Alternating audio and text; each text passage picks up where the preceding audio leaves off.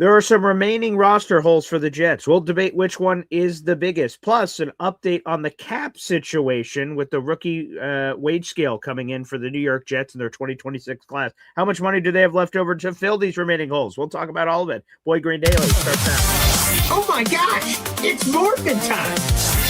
To me, talking New York Jets is my superpower. Boy Green Daily starts now. Wow! Boy Green Daily, Boy Green Daily, Boy Green Daily. It's actually just football, man. Boy Green Daily, Boy Green Daily, Boy Green Daily.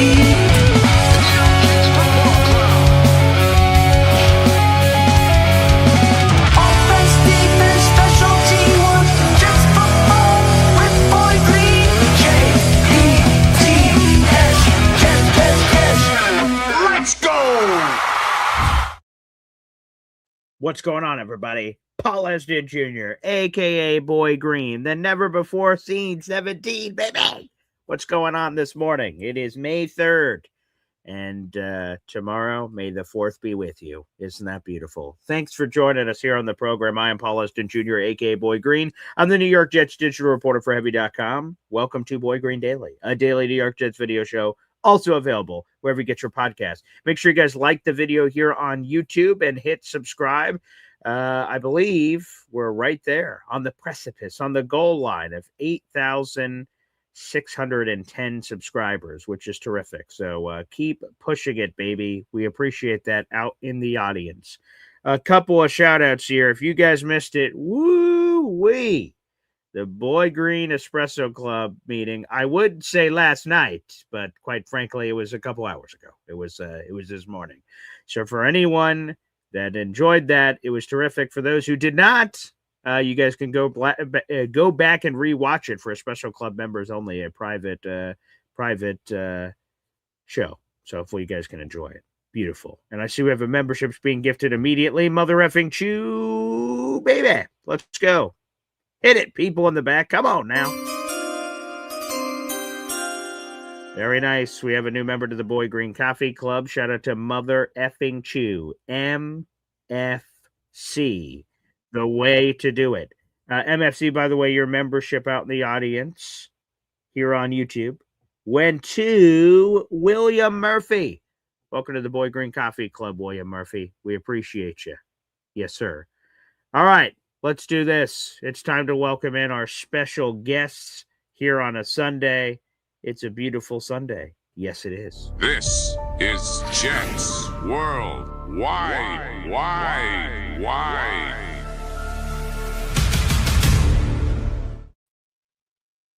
One of the most dynamic duos in Jets content creator land. We have Snowball and Sleeping Beauty. What's going on, Johnny Boy and Snowball? Hi. Yeah, careful where you're fondling up there, pal, all right? Watch those hands. Jeez, Alou. Good Lord. Well, everybody. Minutes. Yeah, it is. Well, every week they join us. It is Snowball. It is Johnny Boy of the Jets Worldwide team. All one word, Jets Worldwide. Make sure you guys subscribe. Show your support. Show the love as they continue to fester, marinate, stew, perhaps. And there's a lot of that happening. So appreciate you. And give a shout out here to Snowball. The Lou B emoji was revealed last night, baby, on the Boy Green Espresso Club. So if you guys are a member to either the Coffee Club or Espresso Club, you can let your Lou B emoji fly on free. Let's go.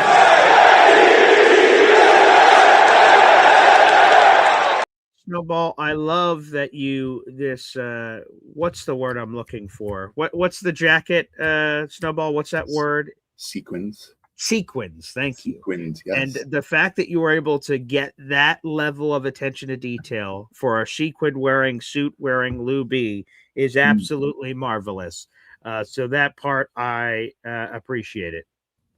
So the reference photo was actually taken yesterday. So. Oh, really? Yes. During the show. During the show, it was taken. So. Oh, and he sent it to you, and then this is how it came. No, it's just like a thing that you can do on the screen. You can like screen grab certain things. So I waited until he was like looking at the camera and smiling. So good. Yeah. Oh, that's terrific. Well, wonderful job. You did a spectacular job, and now officially he is in emoji form forever. He is an immortal now, and he has It is. joined it. Appreciate that. I think that's such And a great part of your show, by the way. what's That you honor the people in the chat with emojis, and that just brings the community even closer together. Honestly, like it's one of the only shows out there that really like pays attention to the people in the chat, and that's what you're all about, man. Like I love that about you, that you like Thanks, man. just have this real good connection with the people and honor them with these emojis for hanging out. Gives them a reason to stay around. I think so too. And again, we're working on something behind the scenes I think people are really going to enjoy. I thought it was going to debut in April. I thought it was going to debut or actually March, as a matter of fact. I thought it was going to debut in March, this thing we've been working on, then April, and now we're in May and still not yet. So eventually, when this unleashes for the fans, I think fans are really going to get a kick out of this. So hopefully at some point here in May, worst case, it starts in June, but it'll be a cool thing for the fans to honor other fans. I'll leave it at that and see how people can interpret that as they will. And oh yeah, we've got a big pile of Juega house. What's up, Johnny boy? Good morning. Good morning, BG. Good morning, Snowball. Hey, question. Like I haven't talked to you guys in forever. Yeah, it's crazy. Yeah, is it Juega or Huga? I don't know. They're Danish, so what is that supposed to mean? There's nothing wrong with being Danish. I mean, Huga. Yeah, it could be Huga. It could be a third choice, right? Juega, Huga, or Huga. Yeah, Huga, Huga. Like yodelay, Huga. What I need. If it was in Spanish, right, it would be Juega house, which Juega in Spanish means play. So Playhouse. Playhouse, right? Oh, okay, that's very fair. They're like Mickey Mouse's Playhouse, all kinds of things. We have children, so sure, okay, that's all right. Well, let's get to the brass tacks here. The poll is up, folks, on YouTube. What do you believe is the biggest remaining roster hole for the New York Jets? Is it off-ball linebacker? Is it interior offensive line? Is it backup quarterback? Or is it place kicker? Kickers are people too. Is it any of those options or perhaps another option that we didn't list? Light up the comment section and we'll highlight your comments. Joe Caparoso of the Badlands family believes it's a off-ball linebacker, and he has urged, pushed, demanded, quite frankly, that the New York Jets address this immediately with a meaningful addition. There's a couple of guys out there. Bobby Wagner is out there in the universe. Bobby Okereke, anyone else named Bobby, apparently is also up for grabs potentially.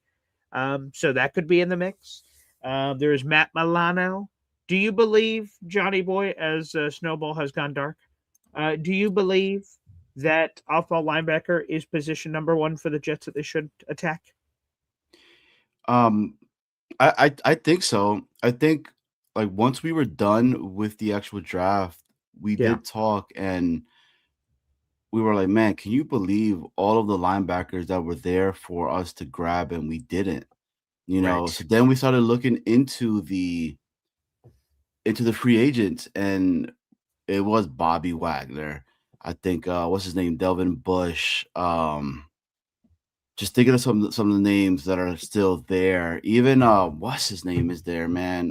From they used to be with the Buccaneers. All right, didn't he retire? He did. Did he end up retiring? Yeah, I'm pretty sure. Yeah, I'm gonna give that a Google search. Lavonte David. Yes, I'm pretty sure Lavonte just retired this offseason. Let me confirm. Yes, he just retired earlier this offseason. Okay. So he's out. So, yeah.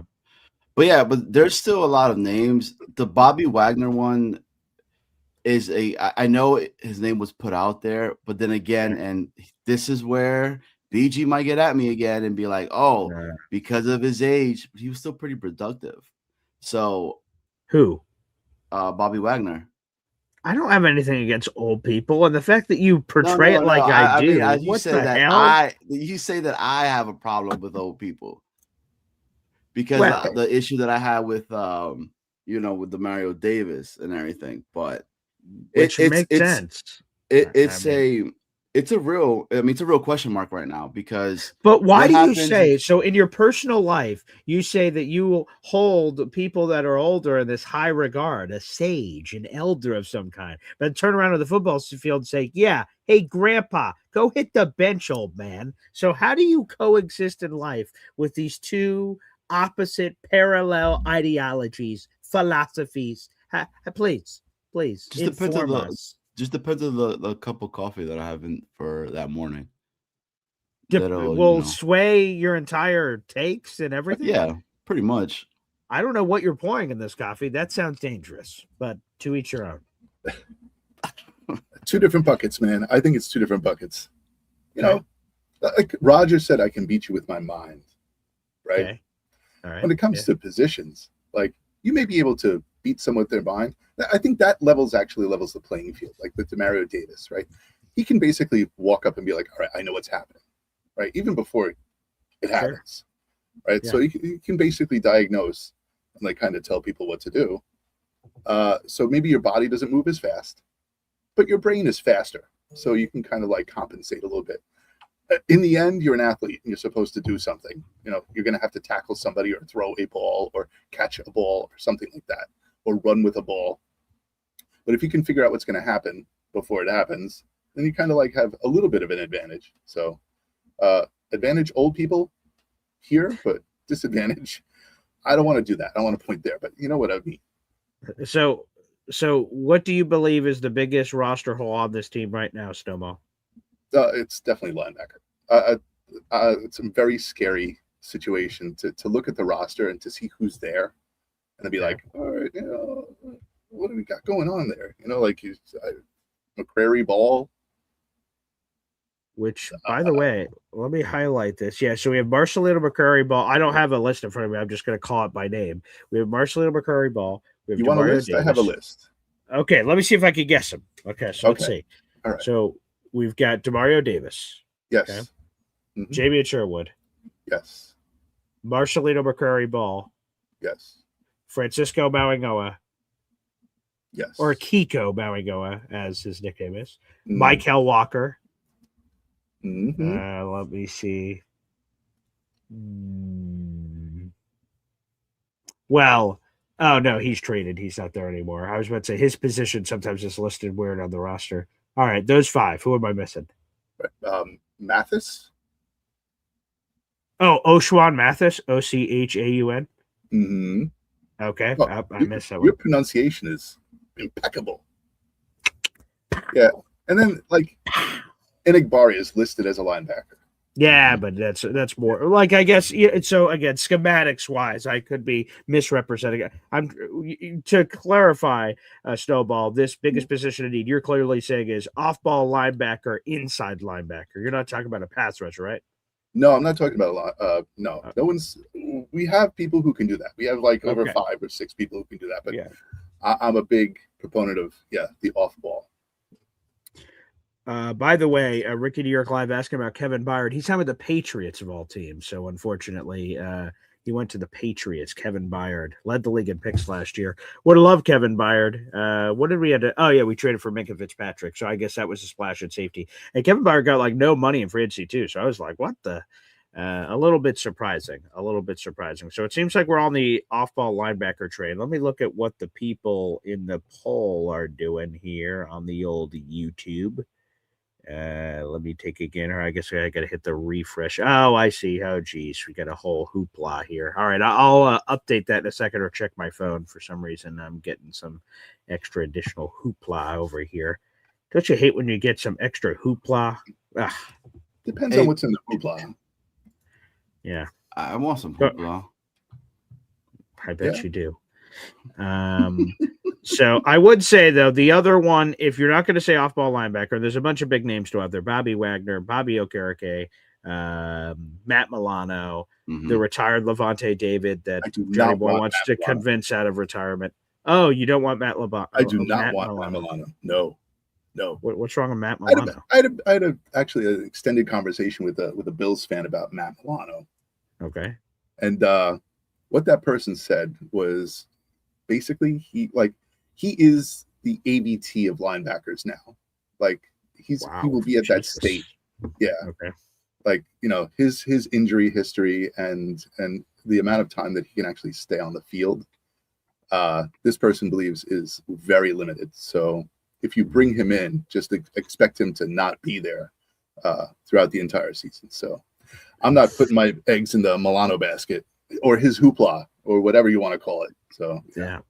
Oof, that's too bad. So okay, no basket there. But I would say the other one is, and you probably have the list in front of you here, Snowball, is kicker man is yikes. There is right?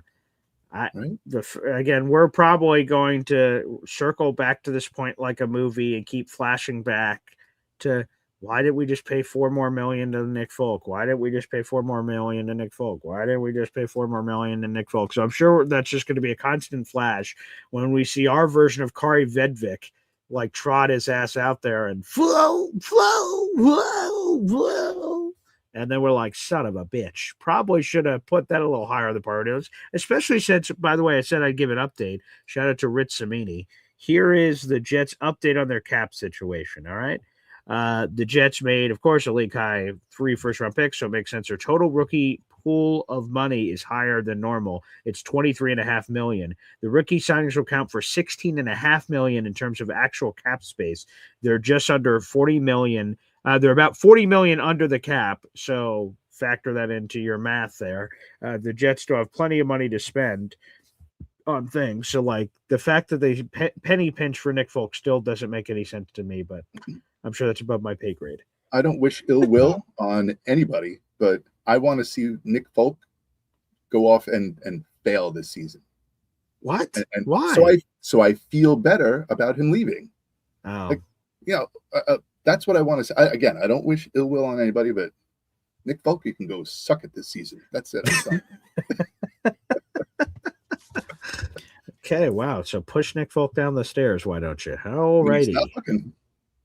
I mean, I think this the Nick Folk conversation, because I was, when we and Snowball were talking, I said to him, if we would have signed him longer, he probably would have happened that the Jets, he would have been back with the Jets, and then it would have been Greg the Leg all over again for us, and then we're like, holy shit, we signed this guy for this long, or because there's still, there's only one person that I see that's still out there as a kicker, and that's I think it's Carlson, if I'm not mistaken. I think he's still out there. Which one? As well? Anders, who we had on the team, or his brother Daniel?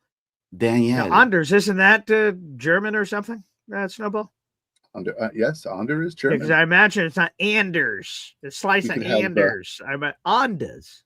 Mm-hmm. I believe is probably the proper pronunciation. Yes. But I feel pretty confident with Banjo and whatever they're going to end up doing. I mean, you know what I'm saying? So, like, and I think we signed a undrafted kid, right? The kid from BYU, if I'm not mistaken. Yeah, I don't have his name in front of me, but yes, we did. Reportedly, the Jets have not made their signings official, so teams will do that. Sometimes things are misreported, so hopefully they did sign that BYU kicker, because it makes a lot of sense. By the way, I do want to give a shout out to, we've got our Facebook audience in the building, YouTube, Twitter. No matter where you're watching, make sure you guys comment, show your support. We'll throw a bunch of your comments here on the screen. So let's freaking go. I see VJ Dirty Smooch, which may be the greatest YouTube name I've ever heard. Are people still crying over using one late round comp pick to jump the Broncos with their injured Bo Nix for a young quarterback? One late round comp pick. I don't know what he's referencing, but I assume that it's the Cade Klubnik pick, because we picked in front of Denver for that one. I don't know if people are complaining. To me, I'm not. I trust the Jets' judgment. If their staff says, hey, Cade's our guy, then go get your guy. I've got no issues with that. So I don't know who is complaining about that. Maybe it's Johnny Boy and Snowball here, apparently.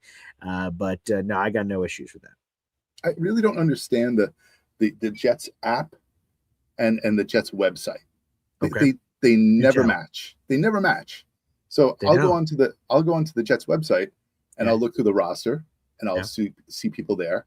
Like, they have left on the website, they have left Cooper Jr. off the website, but he is on the app, but it's only his picture. There's no name next to it. So to me, listen, I make these little graphics for, my own channel, your channel.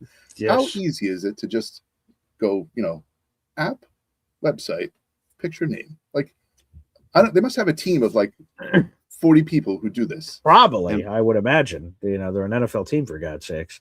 I would say I don't know what exactly you're looking at, so I'm not going to defend the Jets.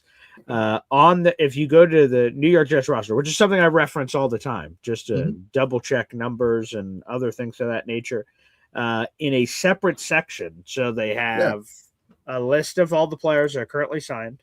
They have a list of their unsigned rookies. They have a list of their free agents that hadn't signed anywhere. So a Tyler Johnson before he signed with the Cowboys or whoever is on that list. And that's normally how they have it broken down. But so I don't know if it's deeper on the list or what. But that is weird that you wouldn't have that sort of No, he is there. But then, Cooper is on the website now. But now he's not on the app. His picture is there. His name is not. So it's weird. Okay. App people, get your asses in gear.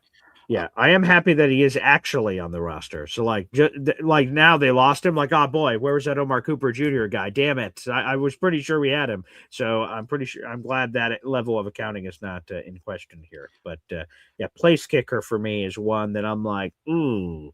So if I look at interior offensive line, could they be better? Sure, they could have improved over Josh Myers. They didn't. So it is what it is now. Unless they sign a notable undrafted free agent that somehow slipped through the cracks that I am unaware of, that they add, or a veteran, and then they let him compete. Josh Myers is probably going to be our center, and we just got to live with that. So interior offensive line is sort of put aside. Again, there was a world where they could have taken Vanga, and then he replaces Dylan Parham or competes with him, or they switch around everything, and it's Parham and Vanga starting and Joe Tippmann at center. They could have done that, but for now, I put that one aside. Linebacker, I think we've addressed. Are you a fan of that? Are you a fan of that? Like switching people around on the offensive line? I am not. Like a lot of people want to switch Tippmann to center. Yes, I've heard that. Yes. Why? Like, I don't understand. He had a very successful season last season. They hate Myers. At guard. They hate Myers, but we can live with Myers. We can live with Myers. Serviceable center. Serviceable. That's a good word. Serviceable. Right? I like that. To me, to quote Robert Saleh in 2026 is, as a Jets fan, is not something that's high on my bucket list, but this blessing curse stuff he used to talk about, and hey, we got to play the best five and play them where they're going to play. Like, I want personally Joe Tippmann to stay at right guard. First off, he has 1 year left on his rookie contract. He's eligible for an extension this offseason. Like, let's stop playing around. He wants to, he's a puppy in those commercials. What's the chick that's in the commercials with the, hey, send in your money and please help? And there's a piano playing in the background. What's her name? India. Yeah, 100%. It used to be Gloria from All in the Family. Yeah, it's not like McLaughlin or something. What's her name? Yeah, Sarah.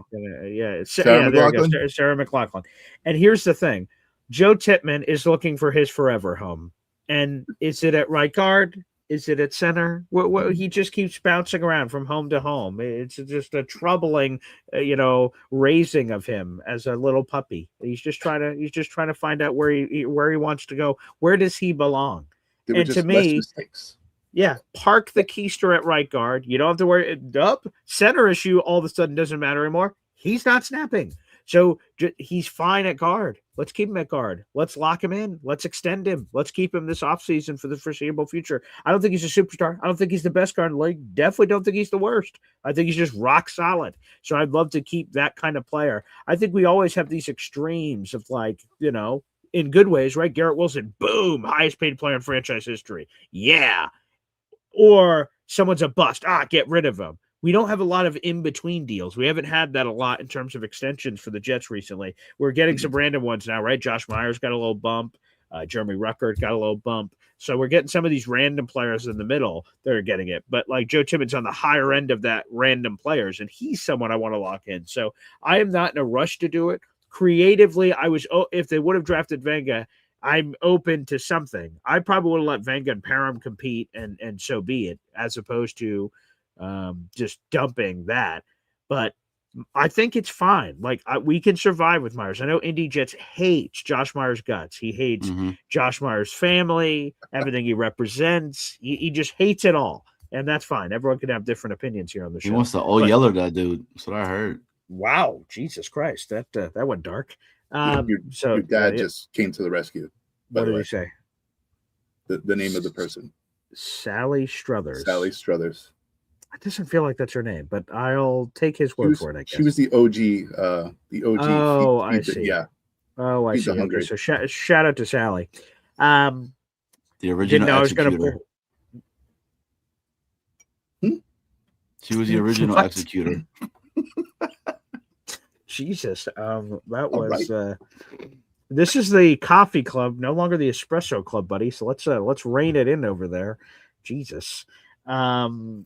But no, I would say if we're looking and we're racking and stacking all the positions, the linebacker and place kicker up there, and your offensive line is sort of put to the side. QB2, I think, is pretty. But like, I still go to my therapist about the scars that Brady Cook created last year, with all due respect.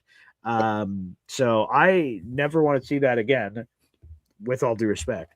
And then Bailey Zappi, like he's had random moments. Like I remember Patriot fans chanting for him, like Zappi, Zappi, when Mac Jones was imploding. But like I don't feel great if Bailey Zappi's our QB2. And I'm sure Aaron Glenn does not feel great. I mean, I know that's currently what it is. Some people are hoping it's Cade Klubnik, and maybe, but we just had the voice of Clemson, Don Munson, on the show a few days ago, and he thinks the best thing for Cade, being around Cade this entire time, is more time. He's super experienced. He has 40 starts in his collegiate career, but he thinks a little bit more TLC is something that he needs. So that means we should add another layer of protection, put him safely at QB3 to develop, and have a real QB2 while Cade's marinating behind the scenes. And if at some point later in the year, hopefully this is the scenario. We're already in the playoffs with 2 or 3 games to go, and we're like, fuck, somebody's got to start. And that's Cade versus the season's to shite, and, well, somebody's got to start, and it's Cade. So I hope it's the former, not the latter, but we'll allow the gods to play their part in there. So, yeah, I think QB2 is decently important. That was so enjoyable to see, by the way, that the Patriots fans cheering for Zappi to come in. I was like, you finally know how I feel. To see that happen, absolutely amazing. But who's coming? Who do you think's coming here, Johnny Boy? Who's coming to the Jets to be QB2, the vet behind our famous Geno? I mean, I think it was going to be Russell Wilson, supposed, but now they're talking about he's going to take a media job or whatever. Honestly, man, I would. Real quick on that, just to clarify the Russell Wilson thing for people, if they didn't see the report, he is apparently in heavy talks with CBS Sports to be on their Inside CBS show, which is their pregame show, but it's not official yet, so he is not taking that media job. Obviously, if he would, he'd be retiring. And then, let's just put this out there because I know it's going to happen. The jokes. Offered to be Jets QB2 or retire from football and move on with my life. I already fucking know those stupid jokes are going to be raining from the high heavens. So jokes, I see you. I'm driving my car. I see that light at the end of the tunnel. Don't. Okay? Don't. I already know what you want to do. Don't do it. So almost just for that, I don't want Russell Wilson to go to TV because then it's just going to be bullshit over and over again. So I really hope that doesn't happen. But no, so apparently strongly considering it, but it's not official yet. And because we never talked about it because all these other Will McDonald and Mozzie Smith and all these other stories happened this week. We all certainly haven't talked about it together, and I have not talked about it solo. I think Russell Wilson's, if he ends up being the guy we'll see about this media thing, I think that's fine. Like, it makes sense that AG wouldn't want Brady Cook. I know the fans say, ooh, Cade Klubnik, but AG's going to put all his eggs in the bleeping Cade Klubnik basket, a 4th-round pick, if Geno is injured or compromised in any way. That seems hard to believe. Like, let's say, I hope this does not happen. If Geno trips down the stairs in week 6 and he's out for a month, a significant month as the season hangs in the balance, is AG going to go, yeah, I'm sure Cade can figure it out. Like, I don't know, man. I think he wants a proven veteran. So if that's Russell Wilson, if that's Cooper Rush, if that's, insert guy out there in the universe. Would you not want to bring back Tyrod, right? Tyrod Taylor, just to whatever you want to call him. Apparently, you have a lot of nicknames for him. TT? No, Mm-hmm. yeah. TT seems a little weird, but nonetheless, the knee problem. Like, we heard he had injury issues. We bring him in the first week of training camp. Hey, boys, by the way, arthroscopic knee surgery. I'll see you in September. What? Huh? Nothing's happened yet. Wait, what? And then that would continue to bother him through the rest of the year. So I come on, man. So no, he's the part that, and I've been very honest about this. My heartstrings can be plucked. I am a human. I'm not a robot. Okay. When he joined Jake Asman on his set, wherever the fuck it was, because Jake said everything. So Combine, Super Bowl, this, that, or the other, right? Tyrod brought up the Buffalo Bills 17-year playoff draft that he was on. He said, basically, I was a part of one of these turnarounds before. I want to do it again. Mm-hmm. And he was, for people forget, he was the quarterback when the Bills went back to the playoffs. They lost in Jacksonville, like in a 9-6 game or something. It was disgusting. But they lost, but they made the playoffs. They got the monkey off the back. It was a big collective sigh of relief. Whoo! All right, now we can go on with our lives and do other stuff. So for those reasons, Shark Tank style, I want to be in on Tyrod, TT, double T in the morning. I'd love to, but the durability concerns, and quite frankly, like, I know it was only a handful of games, but week 3 Tampa, I mean, good Lord, man. That is when a backup quarterback is supposed to deliver. Justin Fields, week 1 looks awesome. Week 2, he looks like crap and gets hurt. Week 3, like, okay, backup quarterback. This is why we brought you in. This is why we signed you. Handle business. Take care of it. And he threw a lazy son of a bitch. And I'm getting so much Espresso Club language in here. We need these shows further apart so I can get back to normal. So I apologize for all the swearing that I don't normally do, but I sort of let it fly last night. Now it's still in my system. And he threw a lazy end of the first half pick 6 to Garrett Wilson, who was stationary, not in motion. And the corner went, thank you, and pick 6'd it. And that cool Will McDonald play at the end of the game where we take the lead temporarily and then the Bucs come back and win. If Tyrod doesn't throw that stupid, lazy, he's a veteran quarterback. That's an unbelievable BS play that he should never do. And in his first start with the Jets last season, he gave that candy cane lollipop ball for a pick 6 and, wow, I'm going to the candy store. And I was like, what the blank? So, yeah, Tyrod, for those reasons, I am out. So you want Easton Stick? I'd prefer Russell Wilson or Cooper Rush. I'm on the Rush train. Okay. He is just quiet enough. Listen, I know he had a rough time in Baltimore, but oh yeah, that was awful. It's just, you know what? He's quiet enough and experienced enough to just be there. Mm-hmm. And I don't think he has a huge history of injuries. So look at this, by the way. Lou B. Super Jet fan says, I was in Tampa when Tyrod came in. Great dude. Please, I don't want to do that again. I don't blame you. That was his shot. If he was halfway decent in that game, we're like, all right, this is why we brought him in. But terrible. Awful. I mean, I just want somebody that's going. That's why the Russell Wilson conversation, when it was being put out there, okay, I was one of the guys that was like, yeah, I would like that, because he would be able to essentially teach Cade, right, the deals of becoming an NFL quarterback. So I was like, hell yeah. I mean, my hope is Geno does not get hurt at all, and Geno's that dude, and sure, of course. You know, he's been pretty durable too. So like that, I would imagine is the expectation. But if you're a Jets fan, over the last 11 years, it's only 100%. Happened twice that a starting quarterback has completed a full season in terms of starts. So that it's Aaron Rodgers in 2024. It's Ryan Fitzpatrick in 2015. Every other year, the Jets have used at least 2 quarterbacks, and sometimes as many as 4. So that's what the data says. So we just have to be ready for that potential reality. Russell Wilson can be the permanent DH for the Savannah Bananas for the rest of his life. I don't care. Don't want him here. So no, let's fly. or let's ride, whatever he But says. what's the other freaking thing that he said? Yeah. So he had the Broncos one was Broncos country, let's ride. And he Yeah. would say for Seattle, he'd be like, go Hawks at the end of every interview. Go Hawks, go Hawks. I don't know Russell Wilson. I've never met him. Maybe what's going to happen is if the Jets sign him, right? I have this perception of Russell Wilson, and then he shows up. I'm like, oh, okay. Like Aaron Rodgers. I thought I knew Aaron Rodgers before he showed up, and then he showed up, and I see a different side of him. I'm like, oh, okay. There's something else to him. So, he sounds like an action figure at the end of every interview. Go Hawks. Broncos country. That's right. Like it just doesn't feel real. Like it's like a video game or a cartoon character or something. Right. Like that. It makes me.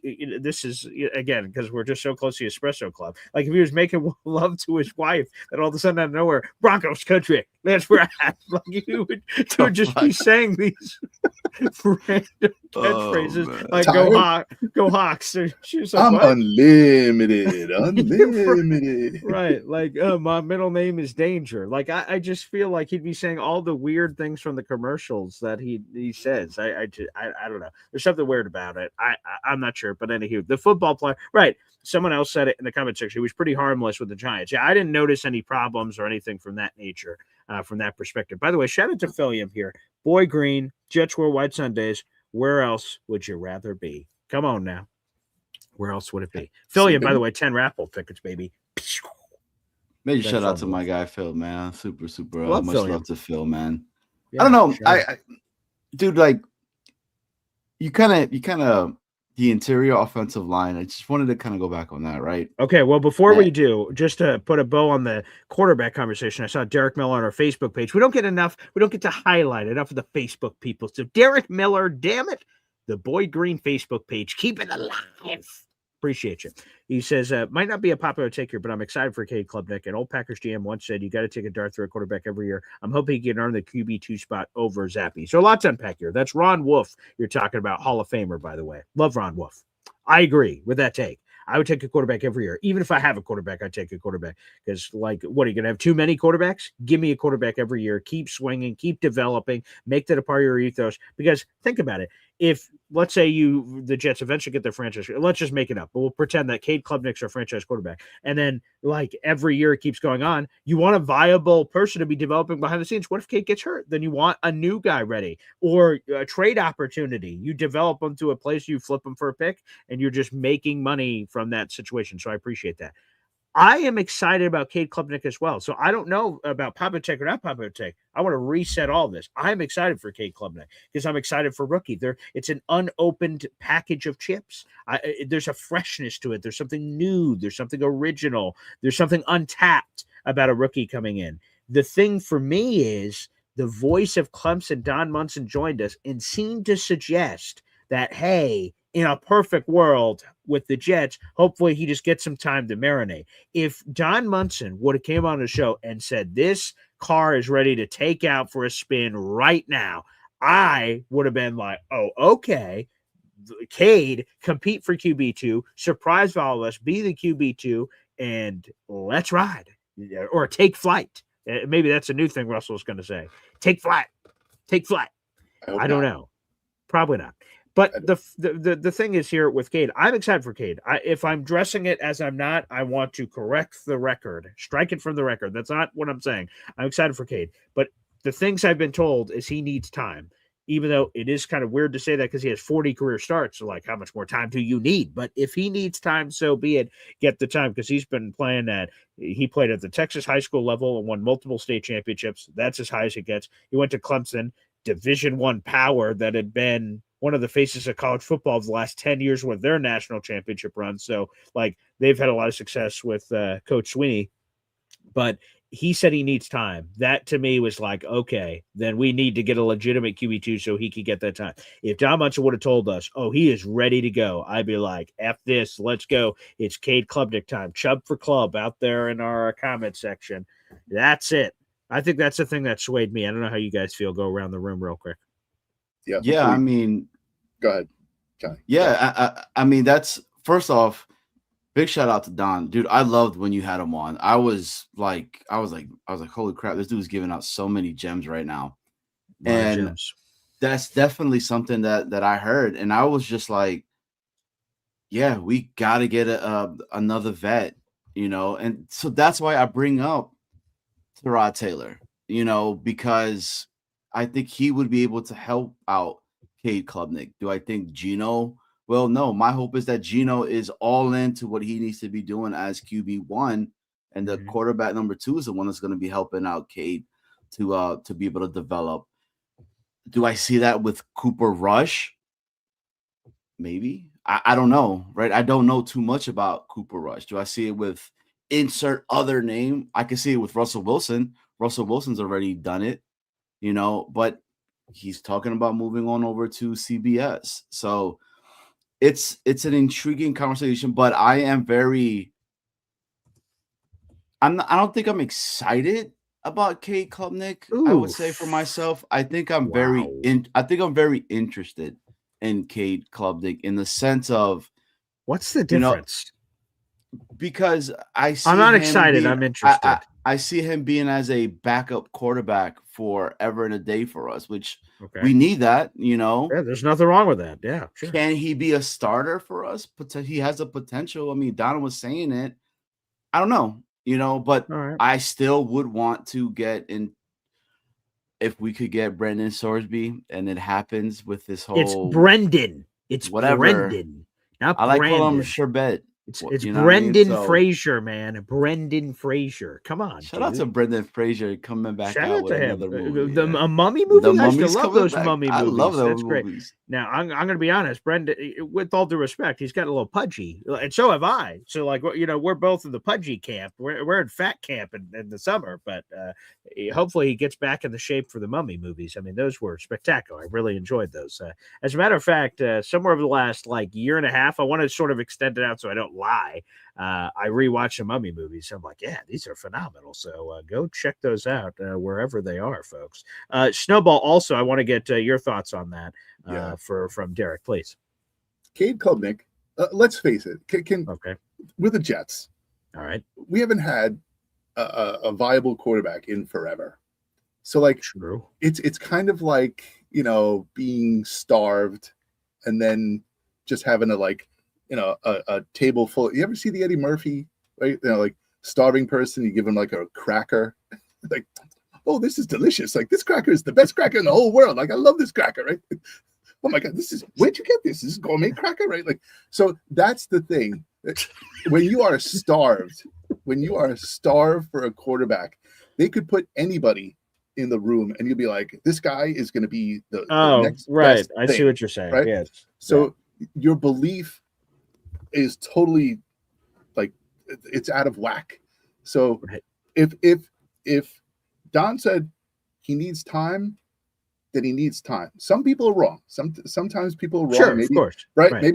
Maybe the guy's ready to go and he just says, you know what, to be safe, let's just tell him that he needs some time. Mm-hmm.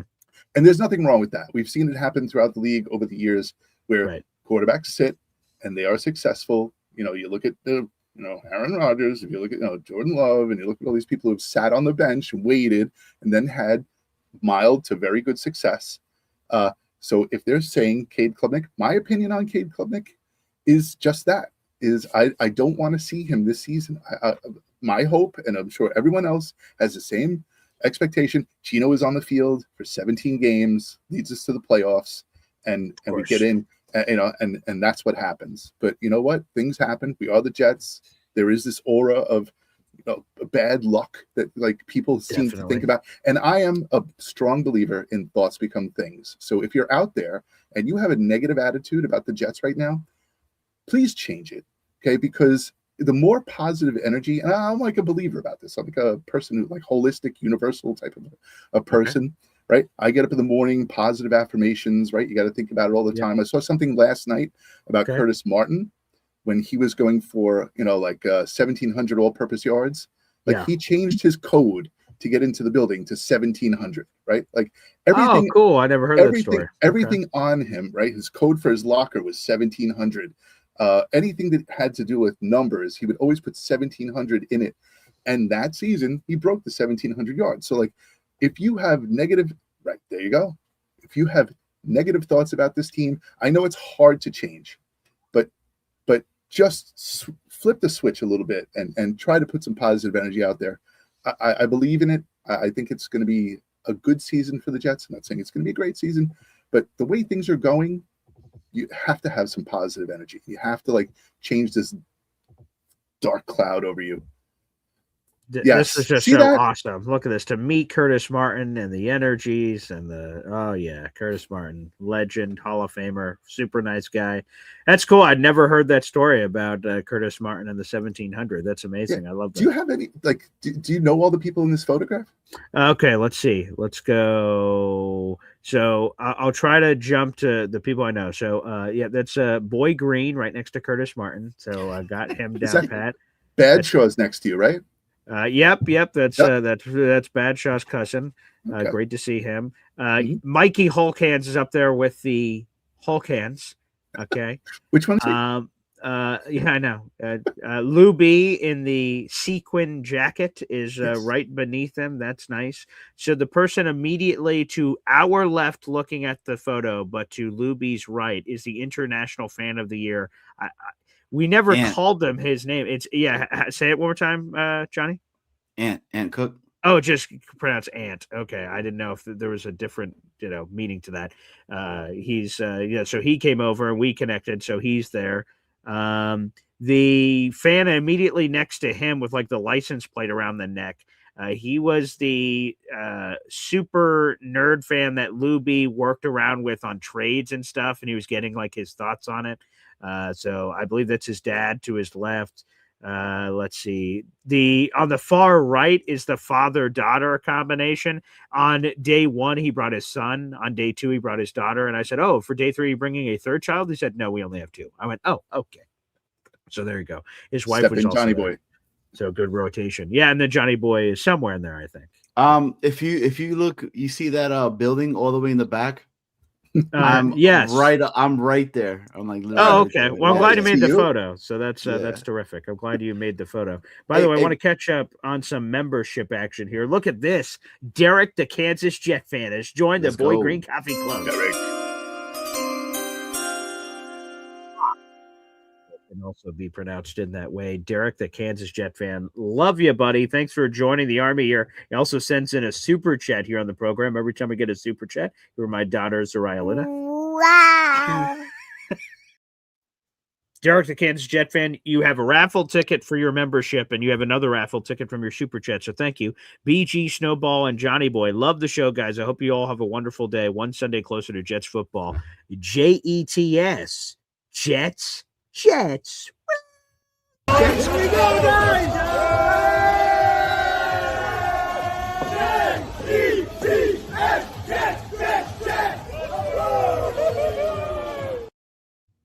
Johnny Boy is there on the poncho. Can I talk about those 2 girls?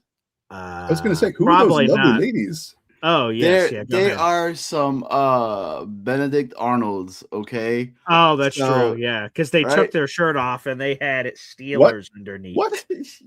Maybe I assume they had another shirt under. But yes, so you see watch, take a look at the 2 females to my left or to the right if you're watching this video. Watch it one more time. Here we go, guys!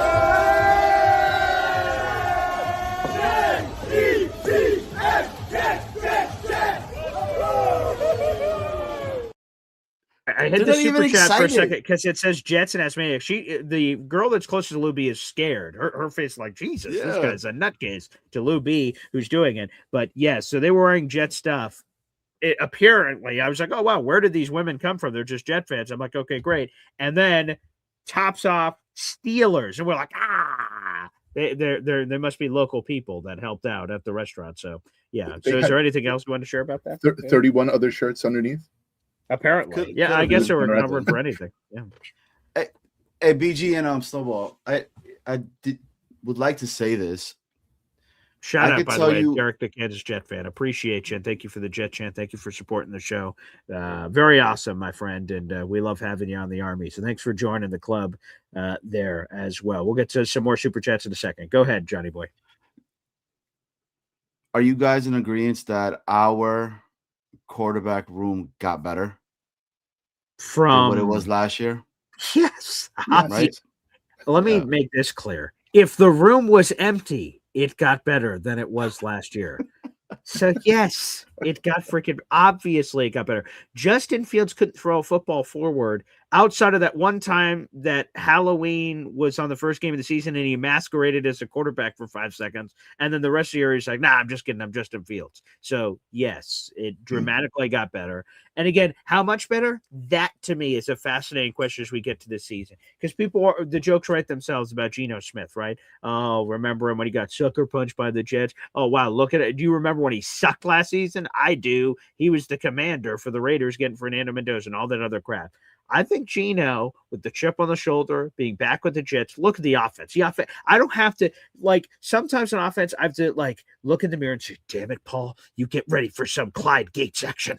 You get ready for some Greg Salas action. You can do this. And I'm talking to myself, convince myself. No, Paul, this will be great. Chaz Schillens. This is going to be fine. Jermaine Kearse, sure, man. Don't worry. It's going to be just peachy. Jason Morrow. Don't worry, Paul. It's going to be swell. Elijah McGuire. Yeah. Woo. Oh, yeah, baby. That's going to be great. 70-year-old Frank Gore. Now, this is it. This is the vision. I don't have to convince myself. Look at the freaking roster, people. I just have to tap the sign. Look at the depth chart. Look at freaking Kenyon Sadiq, Mason Taylor, Garrett Wilson, Omar Cooper Jr., Adonai Mitchell, Brees Hall, Rowan Allen looks good. What? Muiwa. What? A little bit of Dylan Parham action. What? Josh Myers. What? Joe Tippmann. What? And hit him with that Armand Mambu to the cup. Boom. Okay? Dude, I was so hyped when you just said that right now. Let's fucking go. I cannot wait for this season. Okay. Done this in the past? Damn it. It's possible. All right, let's catch up on some super chats. I see we're getting behind, so I want to make sure I get to everybody here on the channel. So let's keep going. Easy with the super chat here on the show. Let's freaking go. Easy. Wow. Easy, $5 super chat. Thanks, brother. Appreciate you. I believe Geno Smith is going to have a great 2 years with the Jets. NFL has had veteran quarterbacks do a big turnaround. Vinny Testaverde, Rich Gannon, Jim Plunkett. Some good name calls out there. Yeah, so Geno's only under contract for this season coming up. But then, as AG has said, and Geno has said, quite frankly, I'm not putting a timeline on Geno. If he kills it, we want him back. So we're in no rush. So it would be this season. I think we're in a really good position. Obviously, this season will determine it. If Geno stinks this year, he's not coming back. If Geno's just rock solid, he has a great chance to come back and be that bridge for whoever we likely draft in 2027. So I think he has a chance to have a really good year, maybe great. We'll see. With this offense, I think he has capabilities. And Snowball just said it. We've done this.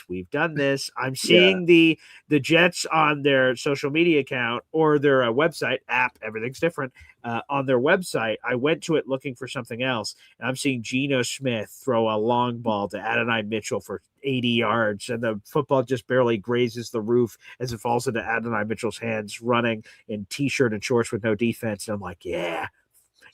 Check that to my veins. Nice. Yeah. That's what I'm talking about, baby. Yeah. We're going to take my glasses off. I take my glasses off and pose in front of the mirror, and I look great. Yeah. I put those glasses on, and I'm like, wait a minute.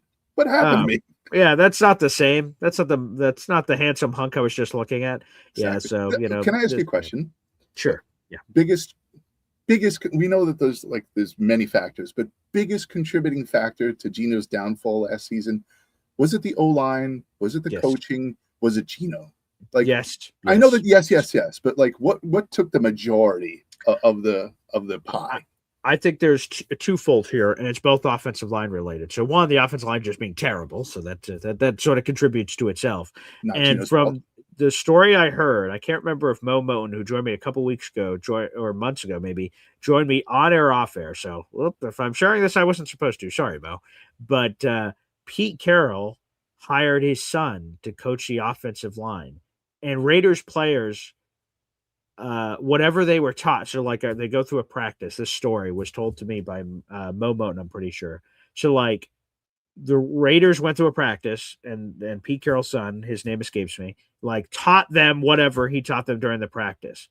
After practice, the players are like, we need to run an extra practice to run it correctly. After everyone left, The offensive line stuck around and said, hey, let's run through an actual practice of things that will actually help us, because like that was a waste of 3 hours or something. Like, so either Momo told me that or I heard that in the ethos. And I'm like, that is the most insulting thing I've ever heard for a coach, that he teaches you, right? You're like, yeah, sure, coach. And then after, like, yeah, everybody, we need to sort of run through all of that again, right? Okay. And then they ran through their own thing. So they were terrible in general. And apparently coaching was god awful. So I don't want to, again, with your question, I'm picking one thing to blame. Gino led the league in picks. That wasn't all the offensive line. Some of it is poor decision making / gunslinging. And when you gunsling, when you uncork that ball, you're like, this could be a pick, but fuck it. And then you chuck it. So like you're aware of that. Or sometimes quarterbacks are arrogant bastards. And quite frankly, I think they have to be, where you think you could squeeze a ball in a tight window that I don't think you can. But you need to have the confidence to believe you can. That's what's the superpower, if we're going to bring that back up, is the superpower for quarterbacks is believing they can do something, even if everyone else doesn't believe. What's his phrase?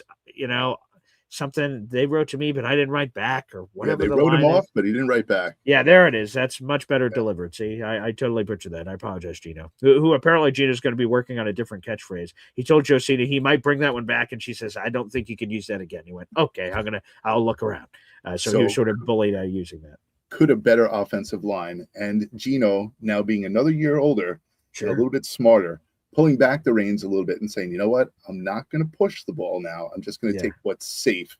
And do you think that's why they brought in Sadiq and Mason Taylor, like the outlets to give him like the short shots instead of like trying to force the ball? Yes. I think so. Yeah. And another thing is, I had Judy Batista on a couple months ago, Flex, and during our conversation, she brought up the Chip Kelly Raiders thing, that like, and she didn't tell the story on air. It was someone else from a different show, but they said that Chip Kelly, so Gino's in the huddle. He's like, all right, sideline, what's the play? Zebra XY 445. And then apparently Chip Kelly told the play to Gino that wasn't in the playbook. And he's like, what? And so Gino's like, all right. And he comes in and just makes up a play, because he's like, yeah, we can't run that. That play doesn't exist. So super.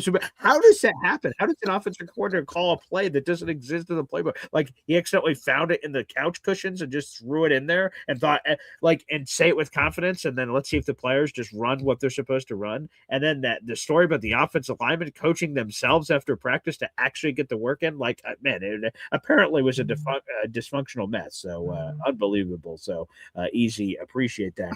Another super chat coming in. Let's go to MFC. Wow.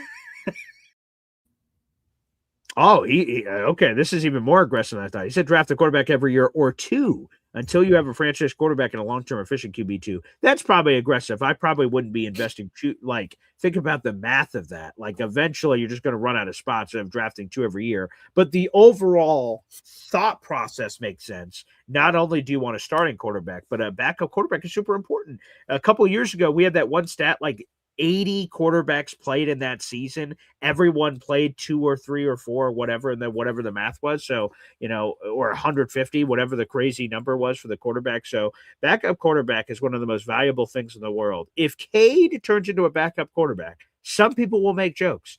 I will not. That is incredibly valuable if Cade Klubnik becomes a franchise backup. Yeah, let's get that word some play. A franchise backup. If he can just be around forever as a clipboard holder and spot duty called upon once or twice a season, comes in and delivers, like, that is gold. GOLD, Rolls Golds Pretzels. That is terrific if that happens for old Cade Klubnik. Yeah, I think that would be great.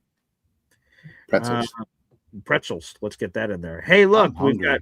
Yeah, I'm friggin' starving. I can't wait to go to the diner. You gonna get a burger?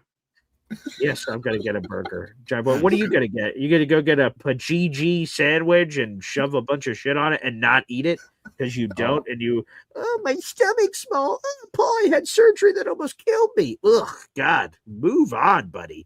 Anywho, hey, we got another super chat here. Lou B, Super Jets fan, $5 super chat. Last night, Tommy DeVito, Patriot, told me Russell Wilson was very helpful to Jackson Dart and great in the locker room. P.S.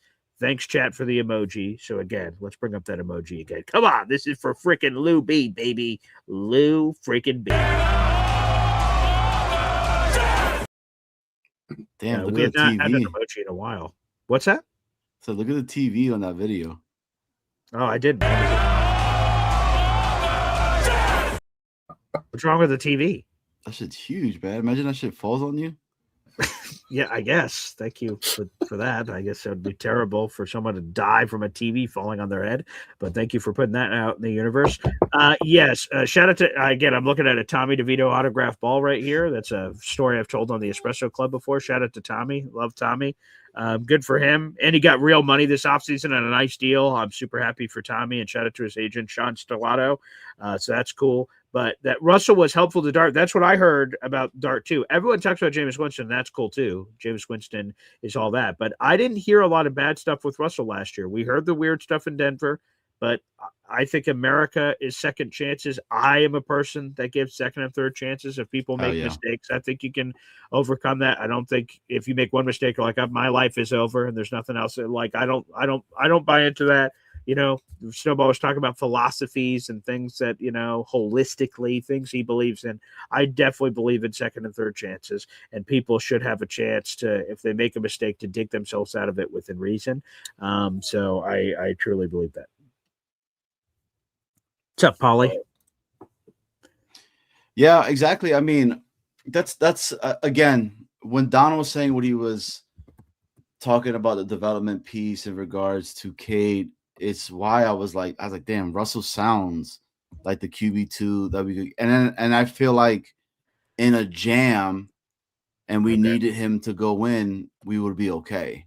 At least he would be able to run the damn offense, and we're not over there worrying if this dude's gonna get injured or hurt or whatever. So, but yeah, you're right, dude. I could definitely hear the play for the New York Jets or retire.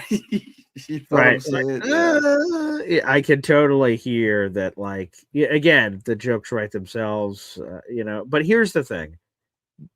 The fact of the matter is, although the Jets are getting some surprisingly nice love for the draft, like, oh, wow, great draft. We're getting a lot of that. So that's like a pleasant surprise, but yeah, please. But for the most part, until Geno proves it on the field, we're going to keep getting those jokes. And I saw these power rankings. The Jets after the draft were ranked 31 out of the 32 teams. And I'm like, well, okay. All right. So it is what it is. They're going to have to prove it. That's fine, right? That can motivate a show. And I'm like, can you believe they're ranked 33 out of 32 teams? Like, I'm sure I could lose my marbles about that. But it is what it is. Like, they have to prove it. They have the longest active playoff drought. They've had 500 or worse losing seasons in 14 of the last 15 years. Like, it is what it is. They have to prove it on the field. So, no, I'd be okay with Russell Wilson. I think a lot of people have lost their marbles about it. In the world of second chances, are you in on Sorsby or second chance? I'm glad that you brought this up. Yeah. Because there's new updates that are coming here. So Sorsby has, for those who have not caught up on let me reset for anyone that doesn't know. Brendan Sorsby, Texas Tech quarterback, originally was at Cincinnati, and before that was at Indiana. He transfers this offseason to Texas Tech, and he was set to get $5 or $6 million in NIL. Good if you can get it. Get it while the getting's good. He entered a rehab facility. It was last week now for gambling addiction. And he had like thousands of bets and all kinds of things out there in the universe. It was mostly inconsequential money, but still the amount of bets meant that he had to have been betting like 20 or 30 times a day to compensate for how often he bet. And that could be some issues. The NCAA rules are very clear. He could be banned for life from college football, which obviously means he couldn't play college football anymore. So he'd have to find out what he would want to do. And that would open the door for a potential supplemental draft where he could enter, and he's trying to expedite the process so he has a chance for the supplemental draft. He doesn't want the NCAA to glacially drag this out to July or August. Then he's screwed. He could lose his college eligibility and not have a chance for the NFL. The supplemental draft would likely be in July, so that'd be a storyline to pay attention to. Long wind up to get back to what you said, Snowball, about it. I'm intrigued, but I'm very scared. Like, the NFL's rules on gambling are very strict. And he probably has a chance of getting slapped on the wrist coming in. So maybe he gets a 6-game suspension or something, whoever takes him. And that's initially. And then he's on red alert. The NFL is going to watch him like a hawk because of his reputation. And if he has a situation or two, he could easily be banned for a year. And then you can't have – it's hard for your starting quarterback to have that floating over that at any moment he could get yanked. And then you're just like – it goes back to our other thing we just said. You better have a really good backup quarterback ready because, yikes, that could be terrible. I'm interested in knowing what do they do at a gambling rehab facility? Like, what is the treatment for gambling addiction? Like, okay, you can understand, like, okay, you're a drug addict. They're gonna, do something like, medications to like take it out of your system and withdrawals and all that. Gambling, right? What is it? Do they like, some guy in the corner like throwing dice, and you walk by and he's like, "Hey man, want to throw down some money?" And you're like, yeah, okay. And some guy comes up, goes, boom, like smashes him in the face. You go, don't do that, right? Like, yeah, that's a good question. What's the treatment? I don't know. Yeah, let me Google that real quick. Let me see. What is? I would say you got to know when to hold them, know when to fold them, and know when to walk away, and know when to run. Because I guess you never count your money when you're sitting at the table. There will be time enough for counting, right? When the dealing's done. You're 100% right. That makes so much sense. Yeah. It's incredible. But shout out to Kenny Rogers. Treatment for gambling addiction. Okay, so here is what the internet says. Fascinating. Okay. I would have never known this. Okay, here you go. Gambling rehab facilities provide structured 24/7 residential / intensive, depending on your situation, care designed to break your addiction cycles. It features CBT, which is a personalized therapy, group counseling, and relapse prevention. Patients work with specialists to address the underlying triggers that lead to betting, manage debt-related stress, which leads you back to gambling, and develop healthy coping mechanisms in a safe, supportive environment that you can be in for 1 to 3 months. And it sounds like he's going to be there for a while from some show. I've listened to so many shows. Someone just said he's going to be there for like 5 or 6 weeks or whatever it is. Like a significant chunk of time is going to happen from whenever he entered to whenever he's going to get out. So apparently there's that. Because like I watched this show. I can't. Oh yeah, there was a Woody thing. I thought it was one of you guys. Ginny in Georgia. That's some Netflix show. Mm-hmm. And I watched with my fiance. And I won't get into the whole show, but one thing that a person does, and this is a very simple coping mechanism, is if you feel like you're about to do something bad, you like have a rubber band on your wrist and you just pull it. And it just that dulling pain or something like sort of brings you back and takes you out of doing the decision. So I'm sure they have much better things than putting a rubber band on your wrist and doing this. If Brendan Sorsby like, yeah, God, I've got a 3-leg parlay with my name on it.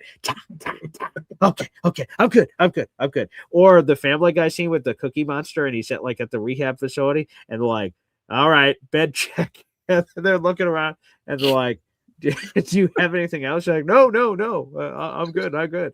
And then he dives on this plate that is behind the pillow. Like, rah, rah, rah, rah. It's like, no. They lay him down and go, shh. And they put him down. So maybe it's a little Cookie Monster action here, and they have this relapse. I'm not sure. I mean, I don't know, man. Like, again, I think what Nick said, like, let all the real information come out about what he was doing, the bad study. I mean, how long was this going on? Why now? All of a sudden, before he goes over to Texas Tech, was he doing this over there in Cincinnati? Was he doing this over there in Indiana? He had to have. He actually did do it at Indiana. He bet on his team a couple of times.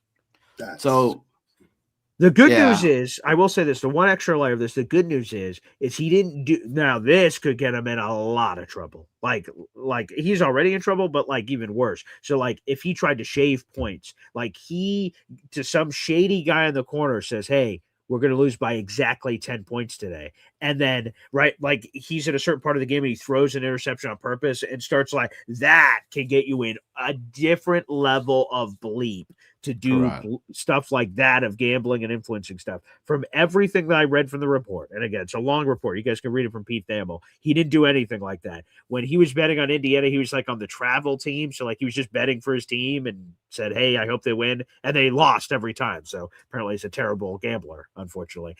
So his bets weren't panning out. But he didn't do any of the shady stuff I said. If he did that, that would be even another level of alarming concern that like perhaps is unforgivable, even though I'm a second chance guy. Not everyone in the world is a second chance person.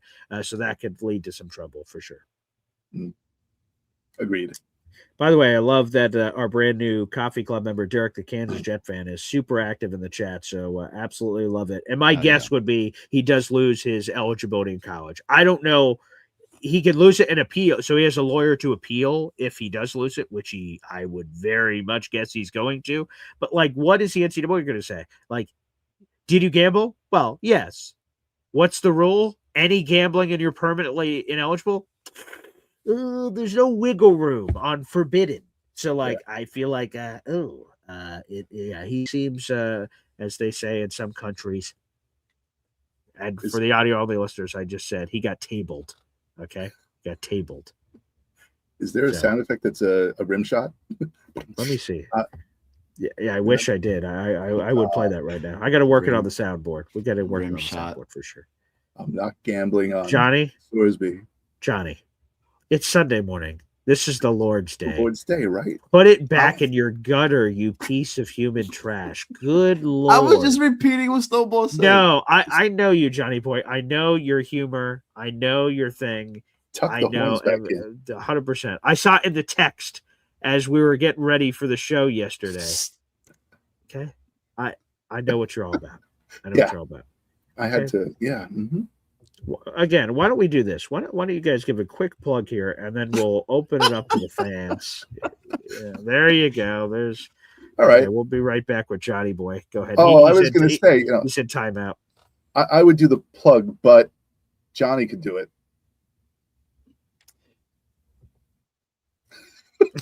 No. But seriously, Johnny, go ahead. Subscribe. Thought I would bother. I'm sorry. Go ahead.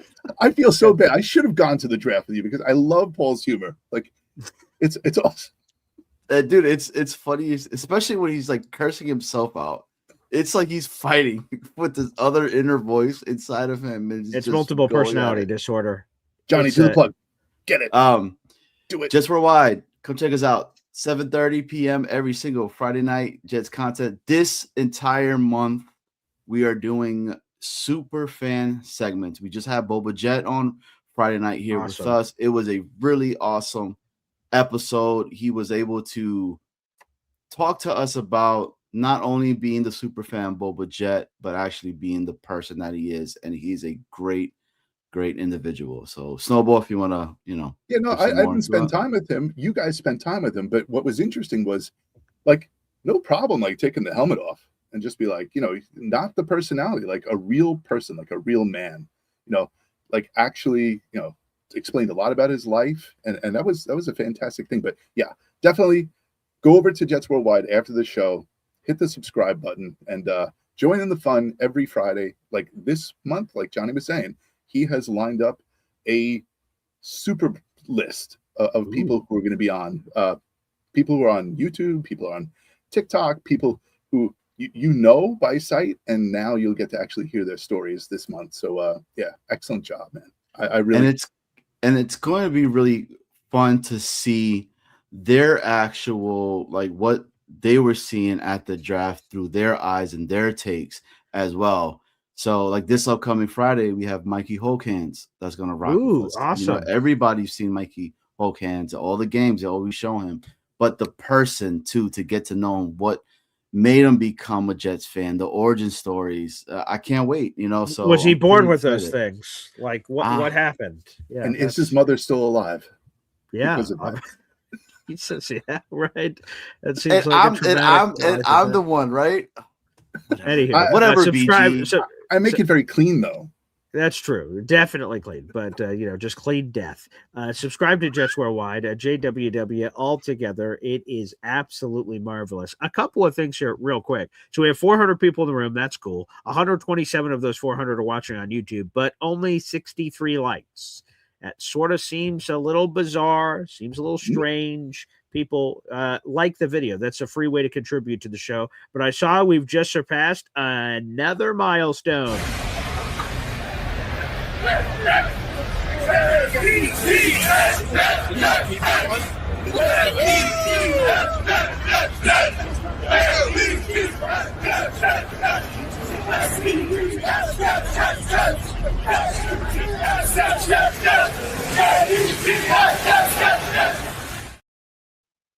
Thank you to Johnny Boy. He's the one who edited that video, so appreciate that. Johnny Boy's contributions to the program.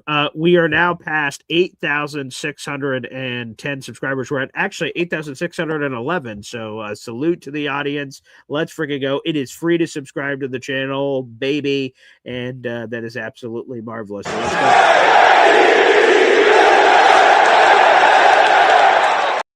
Shout out to the fans. Let's go. Beautiful. So great. We've had a lot of action so far. Let me make sure I didn't miss anybody in terms of super chats. Oh, we do have another super chat. Okay. See, that's why you got to check. Got to check the bingo card. Here we go. Wow. Yeah, and I saw Frankie ask this question too. So let's bottle this all up. I'll give you as quickly, speedy, accurate of a version as possible because I said this on the Espresso Club last night. It pisses me off that people are spreading misinformation about this, whether purposefully, innocently, maliciously, or not.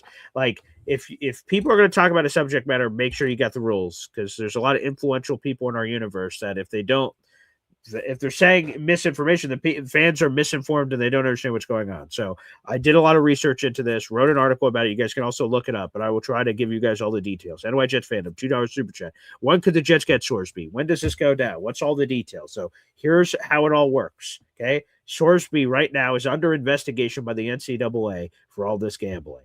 If they find him guilty, and he's with all due respect, I don't want to make light of this. He's at a gambling facility. How could he not be guilty?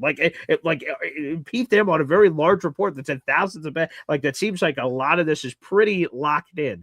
There's not a lot of speculation here. But anywho, I'll try to stay to the facts and not give my splashy opinion here. Okay. So he's under investigation by the NCAA. If the NCAA rules him ineligible, which could very much happen with his alleged, sort of rap sheet here, is that he would be ineligible for college football. If he's ineligible for college football, he would have, till the end of June to apply for the supplemental draft. Now, well, let me go back one layer. If he gets ruled ineligible in college football, he has a very powerful agent that's going to attempt to flip that result so he could play college football this year, because that's his preferred thing. He wants to play the college football he was set to play. But if that gets denied, which I would imagine, if NCAA goes to the level to permanently ban him, I don't know why they go like, oh, you want to appeal? All right, fine. Sorry. Yeah, I don't know what new information would be provided, but he will attempt to do that. Let's say that gets denied. Possible. He can then enter the supplemental draft, but he has to apply for it. The NFL has to consider it's his case. Would they approve him with all the gambling things they have going on in terms of the rules? They may not want to bring this guy in. That's possible. They could decline him, and then he would have no choice but to wait. But let's say they approve him. They approve him for the supplemental draft. This supplemental draft would take place during the month of July. The supplemental draft is not like the NFL draft that me and Johnny Boy attended. There's no draft to attend. There's no TV show. There's no nothing. It's a private thing that takes somewhere between 10 and 15 minutes to execute, and then it's over. So it happens behind the scenes. Here's what happens. If Sorsby's in the draft, every team in the league can bid for Sorsby blindly. Essentially, to make it simple to understand, I have a piece of paper over here. They're like, Paul, what do you want? What would you give up for Sorsby? And you could give one pick. I pull out a pen and I write down like a 4th round pick, fold it up, put it in. But I don't know what the rest of the NFL teams are bidding. Is anyone else bidding? Or some bidding, or none bidding. I have no idea. So I'm doing this blindly. I turn it into the league. The league collects all the bids from all the teams. And they review them. Is there anyone with the 1st round pick, 2nd round pick, 3rd round pick, 4th, 5th, 6th, 7th? Obviously, the 2026 NFL draft is over. So if you submit a bid for a pick and you win the rights to Sorsby, you give up that pick in the requisite draft that's coming up, which will be 2027. And it's your own pick. So first, second, third, fourth, fifth, sixth, seventh. In the simplest form, whoever has the highest bid for Sorsby wins. So, for instance, if there is a team that bids a first-round draft choice and no one else does, that team wins him, or a second-round pick, or third-round pick, whatever the highest is. If there are teams that are bidding in the same round, so let's say the Jets, the Cardinals, and the Browns all bid second-round picks blindly, all the same, it is the Jets don't get the benefit of the doubt. This is misinformation that I've heard spread out there. This is not true. So, and I'll review your terrible camera and terrible writing that I definitely can't read. Use a permanent marker or pen. Yeah. Okay. Sorsby, what? No matter what, give up a second. Okay, there you go. Nice. I'm glad you can read that. You have better glasses than me. So, with the blind bidding that could take place here, it is based on categories. There are 3 categories that teams are broken up into: teams that had 6 or fewer wins, non-playoff teams, and playoff teams. Okay. Depending on which category you're at a higher level. So if you had 6 wins or fewer, and the Jets bid a second round pick, and a playoff team bids a second round pick, Jets automatically win because they're in a higher category. However, if you're in the same category, multiple teams had 6 wins or fewer, and they bid for Sorsby in the same round, it is random draw. The NFL will put essentially Survivor style, 3 rocks in a bag, shake it up. The white rock they pull out for whatever the team is gets the player. The other 2 don't. If you bid a pick, you don't get Sorsby. Obviously, you get your pick back. You only lose the pick if you get the player. So, I would watch this. This I don't would know. be fascinating. 100%. Like, because again, NBA does a lottery odds. Like, wouldn't it be cool? Like, we're on the edge of our seat. Oh my God, we don't know what they bid, and then all of a sudden, like, the ping pong balls come up, do, jet. Like, wow, the Jets have won Sorsby. Whoa, we won Sorsby. Yeah, Right. Again, they're a machine. I don't know why they wouldn't entertain this, but right, definitely. So Sorsby is currently in college right now, but he could be ruled ineligible. He would apply to try to stay in college. If that gets declined, he could apply for the supplemental draft. He would then have to get approved. If he gets approved, all of a sudden there will be a very quick behind-the-scenes supplemental draft where they go around to every team of the 32 teams, say, would you like to place a bid? What is it? Write it on a piece of paper, send it to the league. The league collects all the bids, and they evaluate where everyone is. And again, for instance, I think the teams that are in the Jets category, because it's based on the previous draft of where you're standing, there are 3 teams that I think could place a bid that are in the same category as the Jets, including the Jets. The Jets, the Cardinals, and the Browns. To me, those are the 3 teams that would legitimately submit a bid that would be high. I don't care about the teams that are submitting a bid for a 7th-round pick. The highest pick wins. So I think those 3 teams could all be competing against each other for Sorsby.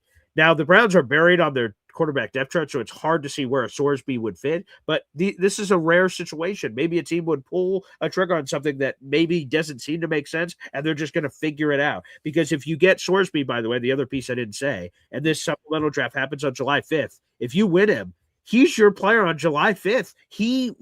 A quarterback just fell from the heavens and it just joined your roster. He doesn't join your roster next year. It's this year. So this is a very unique situation. And so, yeah, the supplemental draft will go down in July. He has to apply by the end of June to be eligible for the supplemental draft. But the NCAA has to figure out all their crap, and they have like 6 weeks to do so, basically, to figure out their crap, approve him, decline him, appeal him. All that crap has to go through its process before he'd be eligible. Obviously, it's very risky. NFL, if you're watching, it was the Boy Green Daily Show that came up with the idea to televise the supplemental draft. Yes. And it should definitely be Survivor style, like the tribe has spoken. Like, yes. Oh, that'd be cool. Yo, like they should reverse. So yeah. So to your point, let's Survivor it, right? So let's say those 3 teams I said all bid for him. Okay, Cardinals, Browns, Jets are all waiting. And they have like to build a puzzle to get him. Oh well, that'd be cool too. But I'm saying those 3 are like at the table, and then all of a sudden, like Jeff Probst is like walking back and forth. They stopped at you, and then just like you've been eliminated. Snuff. Now it's down to 2. You're like, oh shit. Are we gonna get Sorsby? I don't know. We're gonna get Sorsby. Not gonna get Sorsby. And then like maybe do a reverse, because like I watch Hell's Kitchen and all the Chef Gordon Ramsay shows, and you'll bring your dish up and say, Chef, what do you think? I'm gonna be honest with you. This is a terrible Gordon Ramsay, but he's like, this is quite possibly the worst dish I've ever had. And you're like, geez, I'm sorry, chef. Of course, if this was on opposite day, because I love this dish. And they're like, oh, phenomenal. If I was dead, I'd love this dish because I wouldn't want to taste it. Geez, I'm so sorry. And sort of like play around and go that back and forth and just say this dish is pretty ugly because you suck at cooking. Man, so that would be a great play if we could get some of that action going on. And something to do in July. 100%. To me, it fills a need here. Certainly fills a need. Thank you, NY Jets fandom, for this. Yeah, go ahead, Johnny. BG Snowball.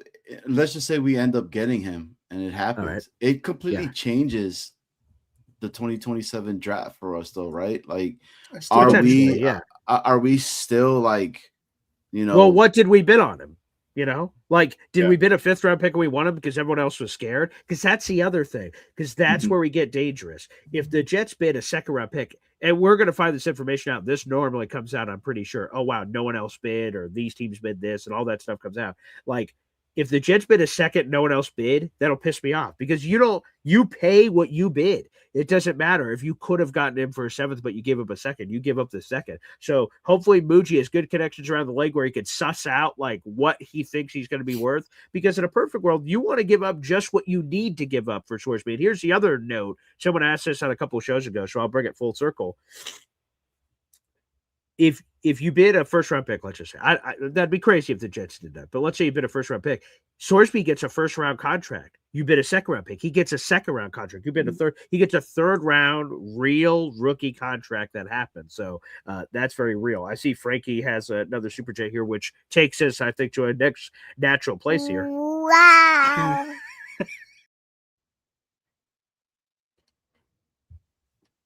What? So what would you guys Jets Worldwide take over, baby? What would you guys give up? I think you had to go to the bathroom, to tell you the truth. No, okay, sorry. Yeah, I'm still from the draft. So, it's either from Johnny Boy, roofing my drink or my yelling Jet chants over and over again. I just have to clear my throat. So I don't like coughing all over the microphone. So, and then just me muting the mic and you guys just see me go. So I just tried to handle that real quick. I think this would be cool to do it. Like the bluff game could be awesome. Like if you actually had to do it Survivor style and you write it down and you fold up the piece of paper and you go over to the basket, you put it in. Yeah.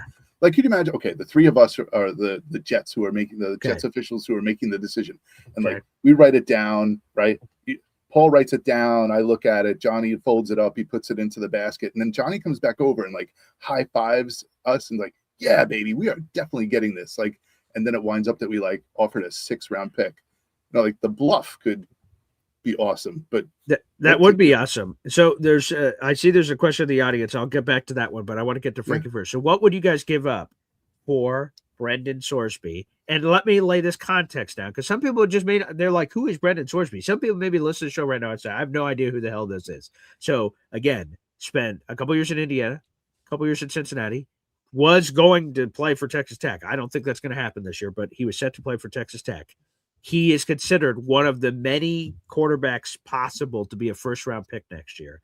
The blurb on PFF, if you go to his draft profile, right, their big board for the 2027 draft, you read the blurb, it says if Brendan Sorsby has a good year, he could be the number 1 overall pick. He's 6'3", 240 pounds. He runs all over the place, throws all over the place, has a little bit of everything cooking there. So very intriguing guy. Anywho, so just to give some level of context before you guys answer this, but from Frankie, what would you guys give up for Brendan Sorsby? Again, in the blind bidding for the supplemental draft. We'll start off with you, Johnny Boy. What would you give up? I give up a 2nd. I mean, if they were in Texas Tech, right? Yep.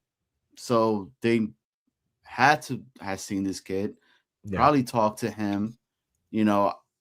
I believe Muji. I believe in Glenn. Okay. And what they're trying to get accomplished with the New York Jets. So yeah, dude, if it's a 2nd and this is somebody that they were like, man, this was one of the quarterbacks that we wanted to look at in 2027. He was going to be a 1st rounder for us, and you could get him at with a 2nd round pick, and you still get to keep your 3s. hell yeah, dude. Let's do it. We've had shit quarterbacks for I don't know how long already. You know, damn, it would be nice for a chance for once in our lifetime that something like this could potentially happen for us. So a second. Johnny Boy said a second. Snowball. I would give up a second. Yeah, depending. Like, well, listen, who are you going up against? You're going up to the Browns and the Cardinals. Mm-hmm. How desperate are they? Like, what are Cardinals they going to? Super desperate. Although they took Carson Beck with the first pick of the third round, so I don't know how they feel about him. That's a pretty decent pick. Yeah. So, like, you're really going up against I would think you're really going up against the Browns, like to kind of iron it out. So, how desperate are they? What are they willing to give up? I take my chances and roll the dice, because if I get them, I'm happy. If I don't get them, whatever, we roll the dice. Like I do a third round pick and, like, you know, see if that wins the pot. See, that's where I'm at. I'm at a third or a second, and I think I'm going to go a third and just play the game. Like, it's risky, it's dangerous. This kid could get, you know, future suspensions. Like, it's like a second round pick is valuable, man. If we were Vegas, it'd be a different story. If we were the Raiders, it'd be different. That may be true. Put him in Sin City. Yeah. So I can't even imagine that. That's temptation flying everywhere. So yeah, I'm with Snowball. I think I go with the third. I think that's what I would do. And Gator saying, hey, what about Pittsburgh? Now here's the thing that helps us, right? Pittsburgh was a playoff team last year, so they're not in the same category. So this is a good example, and I appreciate you bringing that up, Gator. And you have another question I want to get to in a second, or, you know, about the situation. So if the Jets bid a third and the Steelers bid a third, Jets automatically win. There's no random draw. Jets are in the 6 win or fewer category. Steelers are in the playoff category. So they're the third level down. So they are completely out. The only way the Steelers can win is if they bid a first and no one else bids a first. They win him. Or they bid a second. No one else bids a second. They win him. So what if they bid the highest bid and no one else matches them? They can win him outright. So that's the advantage. Another sneaky advantage. Here's something else. I don't know if the Dolphins would do this because they just got Malik Willis, who just drilled a guy selling hot dogs at a baseball game with that first, you know, celebratory first pitch. But the Dolphins, do you guys know how many games the Dolphins won last season? 4. No. Johnny Boy, look at where they pick in the draft, you idiot. All right, it's Snowball. Did they win 6 games? No, they won 7. Oh, they won and 7. While that may seem insignificant, 6, 7, who cares? Stupid. Hey, yeah, I knew I did that when I said it. I'm an idiot. That's all right. I'm a teacher. But 7 means they're not in the same category as the Jets. So Jets are in a different bidding category than the Dolphins. That's great. Again, I don't know if they would have done it with all the money they just gave Malik, so maybe not. But still, to have them shoved in a different category gives the Jets an advantage. The Dolphins would have to outright overbid the Jets and beat them by a round to beat them for this player. That part I like a lot. So that's a cool wrinkle to this. And I see Gator as a, so thank you, Frankie, for the super chat. And again, education is what all of this is about. Gator had another question in here. If you win the bid, yes. If you win the bid, do they just say you won and they don't reveal what the other teams bid? Like, so is it like poker? Yeah. Yeah, so like, I don't believe the NFL is going to reveal it, but sources have in the past. Like, I remember when Josh Gordon, he had all his problems. Like, when the Cleveland Browns won his bid, I think I remember, like, a Field Yates. I don't know if he was doing it at ESPN at the time, but whoever that person was at ESPN said, hey, the Chiefs bid a 5th. This team bid a 6th. This team bid a 7th. So I believe that stuff leaks out. But no, I don't believe the NFL announced it saying, oh, look at these losers that missed out on him. I don't think so. But here Derek is the chat. Derek in the chat said, you know, if we bid a 1st and the next closest bid was a 4th, you know. Right, that would suck. And again, of course, that's going to come out in the Jets are embarrassed. That's why I'm saying, Moochie, you got to really do your homework to make sure you have that stuff covered, because, like, you want to bid just enough. You don't want to overbid it because it affects contractually what Brendan would be given here and things of that nature. Great question here from Gator, another part of this. So, okay, let's say they give up a third round pick for him. Who gets a third round pick? Does it just disappear? That's exactly what happens. So when I was doing my research, because the 33rd overall pick, right, that's a super tradable pick. How often does it get traded? What's the history of it? In 2002, the NFL officially expanded to 32 teams. So I looked at history at what is the 33rd overall pick, how often does it get traded? And there were some drafts where there wasn't 32 picks that went ahead. That's because of a supplemental pick where a draft choice was removed from the pot. So they just removed the pick. The pick is gone. Or like a violation situation, right? Patriots Spygate, all these things where they just lost a first-round pick. In that year, instead of having 32 first-round picks, it was 31. It didn't go to anyone else, so it just got lit on fire, essentially. So, yes, those picks just disappear, and you have one less pick in the round. That's how it works. So, that it is. That is the rules. Okay, wow. So, a lot of education here on the Brendan Sorsby situation. But great question, though. Gator asking, if the Jets give up a third and Miami offers a third and a seventh, does Miami win? So, no, it's not a negotiation. It's not like, I can outbid you. It is a straight up singular bidding system. You pick one round, you bid your pick. It's not a combo platter. I'll go over the top. Don't take the Jets offer. I can beat it. If you want to beat it, it's the blind bid. So again, which is intrigue of playing the game. What do we give up? Do we give up anything? What do we give up? If you're giving up something, you probably want him. But I think there is a level to what you said, Snowball, that there's a thing where I feel like, so I do all the research in the world. Let's say I just settle on a third-round pick. And I say to our group, right, we put a third-round pick in an envelope, we slide it under the door, and we all look at each other and say, hey, if we get this guy, great. That's why we bid this. If we don't, okay, a team that needed a quarterback is off the bingo card for next year. So, like, no matter what, we're good, guys. We're good. We did our research. We feel good about it. We looked into this player. We looked into his problems. If we're bidding a pick, we obviously feel good about it. And like, let's go. So no, there is no 3rd and 7. There's no 4 and 5. There's no 1 and 2. There's nothing. It's a singular. You bid a 1st, 2nd, 3rd, 4th, 5th, 6th, or 7th. And depending on what the other teams do, we'll sort of define that. So again, 3rd round is second where I go. Like a number of players who are in this supplemental bid? Like, did they cap it? Say that one more time. Did they cap the supplemental bid? Do they kind of like, all right, you know what, these guys are in, like, we can only take so many people in the supplemental bid, like, like picks and whatever? No, if some, like, again, because they're all in different categories, but if all 32 teams wanted Brendan Sorsby, that's unlikely. But if all 32 teams wanted him, all want to submit a bid, they can submit a bid. And then again, all the 6 win or fewer teams, which by the way is 10 teams. If you look at the draft, there are 10 teams that had 6 wins or fewer that are on that list. That'd be wild in terms of like the lotto balls jumping around. 10 teams, 1 team gets them, and it's random who gets them. Like, that'd be nuts.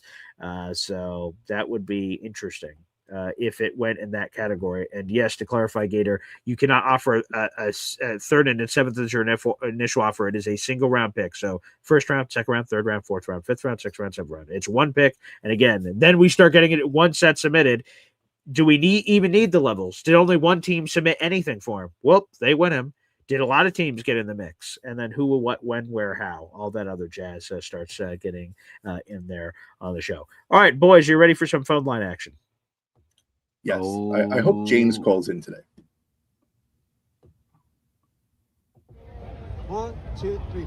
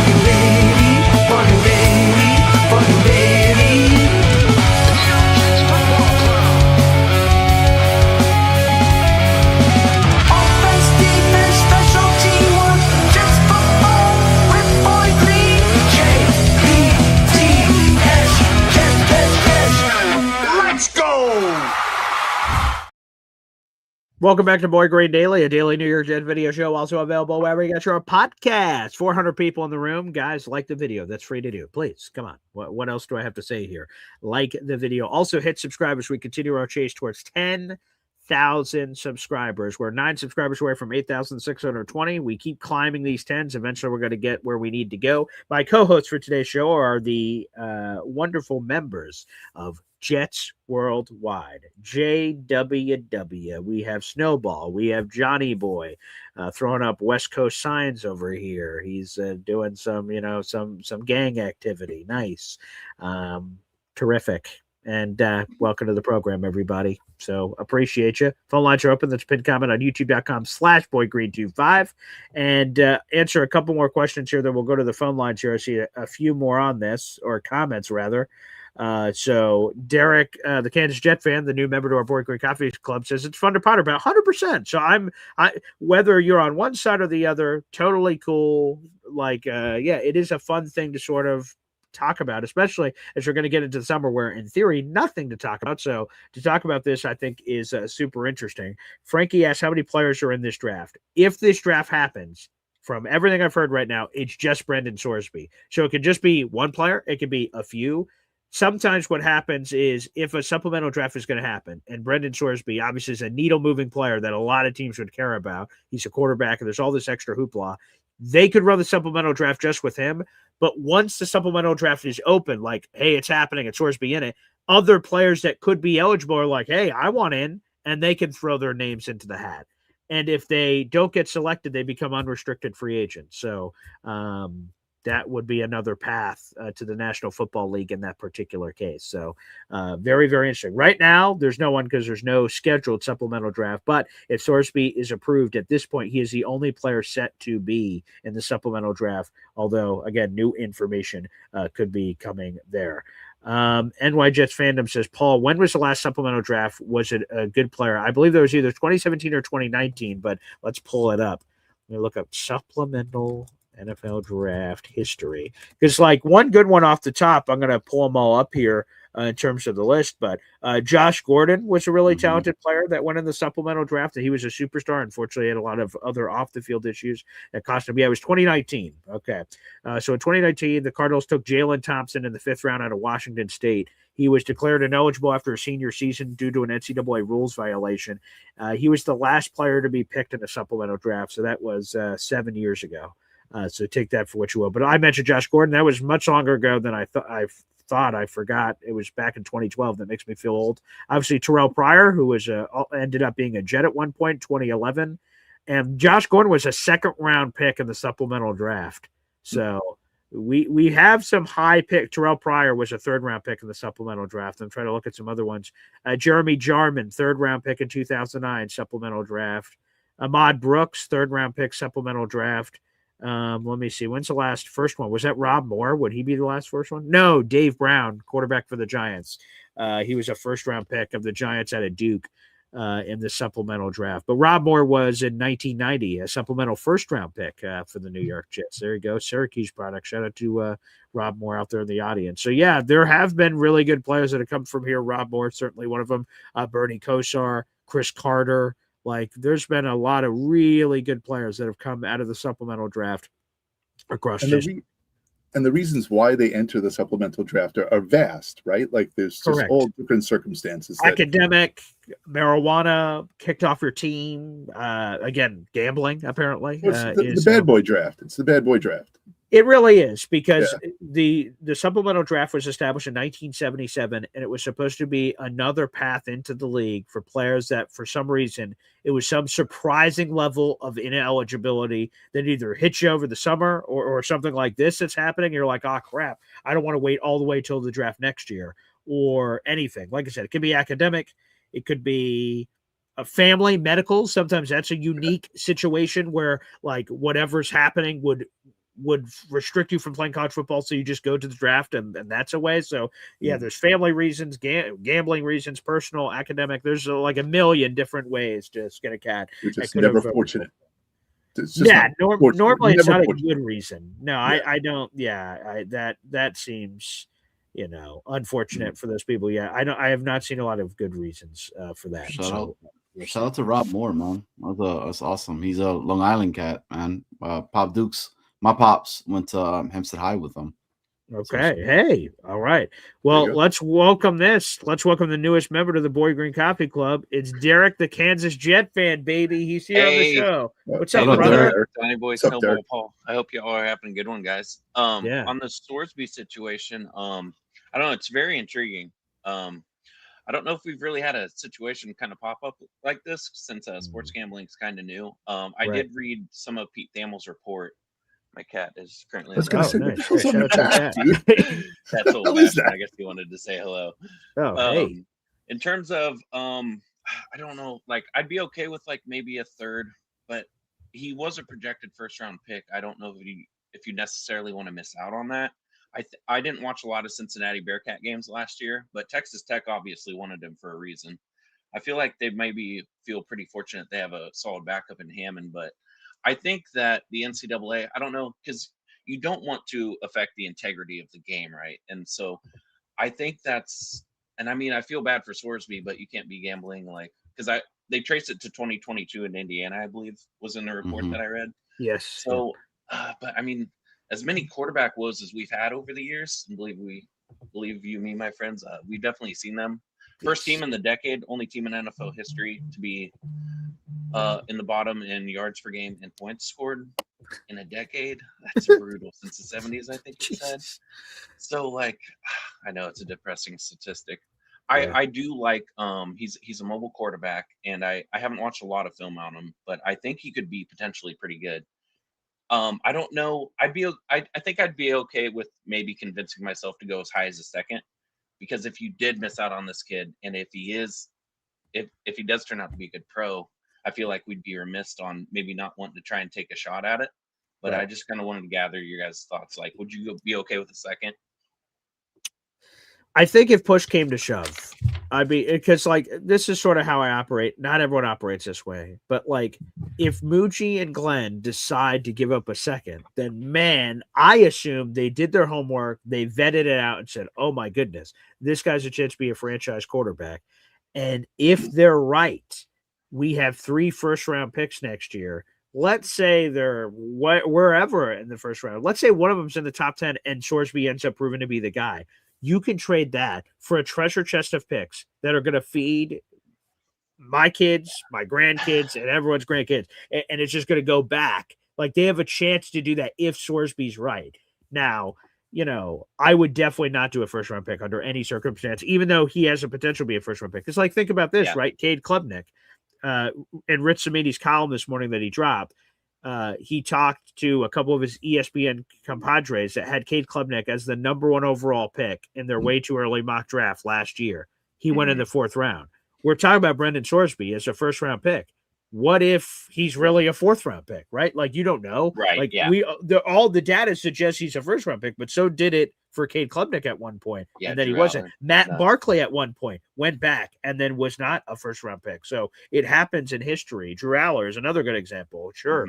Of these. Garrett Nussmeier is another one. He went from freaking top 10 pick to 7th round.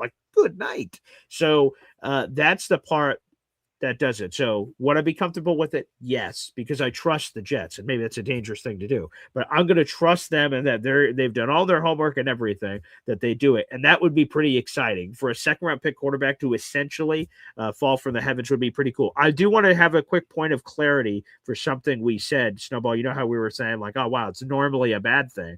It is normally a bad thing, but it's not always a bad thing. So I think this will highlight it here. So Rob Moore, as an example, he graduated from college with a year of eligibility, and he didn't declare for the regular draft in time, so he had no choice but to declare. So did he fall asleep at the wheel? Why wouldn't he have declared for the draft? That's the silliest thing I've ever heard. So I was -3 when Rob Moore was born, or not when Rob Moore was born. I was -3 when he was taking the supplemental draft. So not sure. I'll have to go back and look through supplemental history to understand. There's been a few situations where someone didn't enter the draft in time.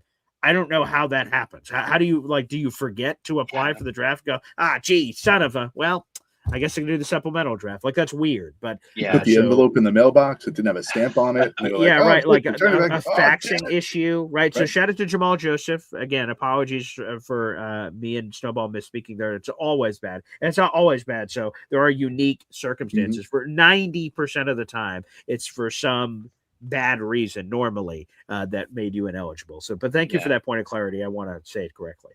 To your point, I also thought was interesting because we're missing out on film from a whole other college year, so like we're not going to be able to properly like analyze him.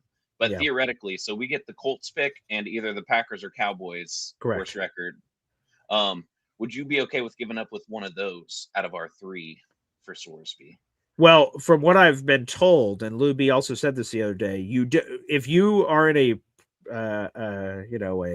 first world problem position of having multiple picks, you don't get to pick. It is your own that you send. So if you're the Jets, you're confident, like, hey, this is going to be pick 32, suckers. You can take it because we're going to the Super Bowl. Like, okay, that's cool, but no, that's the line I draw. Like, if the Jets did that. Yeah, but again, I guess my same saying, right? Like, shit, they must think he's the greatest thing of all time. They gave up a first round pick. God, I hope they're right. But to me, it would just be too risky with all the gambling stuff. Like, I don't care what the research says. This kid clearly has a problem, and the NFL is very strict. And you can't invest a first round pick into a quarterback and then take away one of your assets that could help you actually get a quarterback if you're wrong. And then the gambling stuff happens, and he like gets kicked into the league or something. Like, that's just that's too far. So second's the most I give up, but that would be like a gun to my head. Like okay, like your best offer, right? We're doing the pawn store thing. Hey, what would you take for this? $50, $20? No, $35, $40, and then we're just going back and forth. Like, what is your final offer? Lay it on the line. Boom. What is it? It would be a second round pick. A second. I definitely get on board with that. I got one more quick point, and then I'll let some other callers on. Yes, sir. I was actually very excited post draft. We finally got weapons. Like, I'm very excited about Sadiq. When we drafted him, I was pretty surprised. I was kind of happy. He ran a faster 40 time than Saquon and CMC. So like, so cool. And as a Penn State football fan, I watched him hurdle one of our defensive players. I think it was Akee Wheatley, who I kind of actually wanted at 128. Yeah. Another quick point. I'm actually okay with the Cade Klubnik trade. I'm pretty big on Frank Reich. Like, this might be one of the best offensive play callers we had in a minute. I mean, we had Nate Hackett, who didn't even know Brees could catch passes till like week 7 or 8. Yeah, week 8. Absolutely insane. But I was very happy. In terms of positional value, I was very happy we got Omar Cooper too. And if David Bailey works out or not, he's an edge. So if in 4 years, if you don't put out, there's going to be somebody there's going to be that Bobsall out there that's maybe going to want to take a flyer on a former first round pick.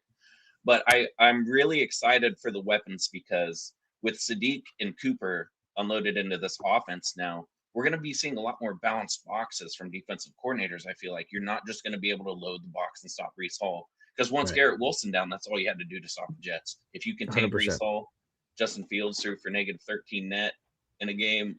Like, I'm very optimistic for the team and for the future, but I'll let y'all get some other callers on. Love the show. Hey, real quick, Derek, the Kansas Jet fan, thanks for joining the Boy Green Coffee Club, baby. It was great to have you involved. I've been following your show on Spotify. I'm a garbage man, so like Spotify. Monday through Friday, I used to listen to your show pretty much every morning, and then Jake Asman show, and then Talking Jets with Green Bean, Matt O'Leary, and Ryan. But all the love, you guys keep doing the great work, man. JETS, Jets. Let's go, baby. Let's go. Shout out to Derek's jersey collection, though. You saw the Kevin Mawai in the back? Oh, yeah, he's gone now. But great taste there. So, hey, that's awesome. Again, that is like the third or fourth. Like a few people have said, like, "Hey, where'd you hear from the show? How'd you run into it?" Spotify, Philium, Spotify. Like, man, I'm like, wow, that's cool. So that makes it very important to me that like you put your show in other places. So this used to be an audio only show. That's the only place you could have found it. Now in this video world, I wanted to keep that alive because like some people, driving a garbage man, as Derek was saying, and doing other things that you don't have choices or other chance to do stuff. And there you freaking go. So Spotify. Beautiful. Hey, Derek. We're there. Where are you guys? Yeah, let's see. Let's take a look.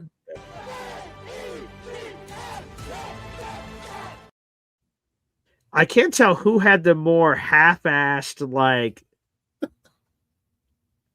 it's hard to tell. One more look. Let's see who don't was play it more anymore. pot Please committed to stop it. it. Okay, It was definitely BG.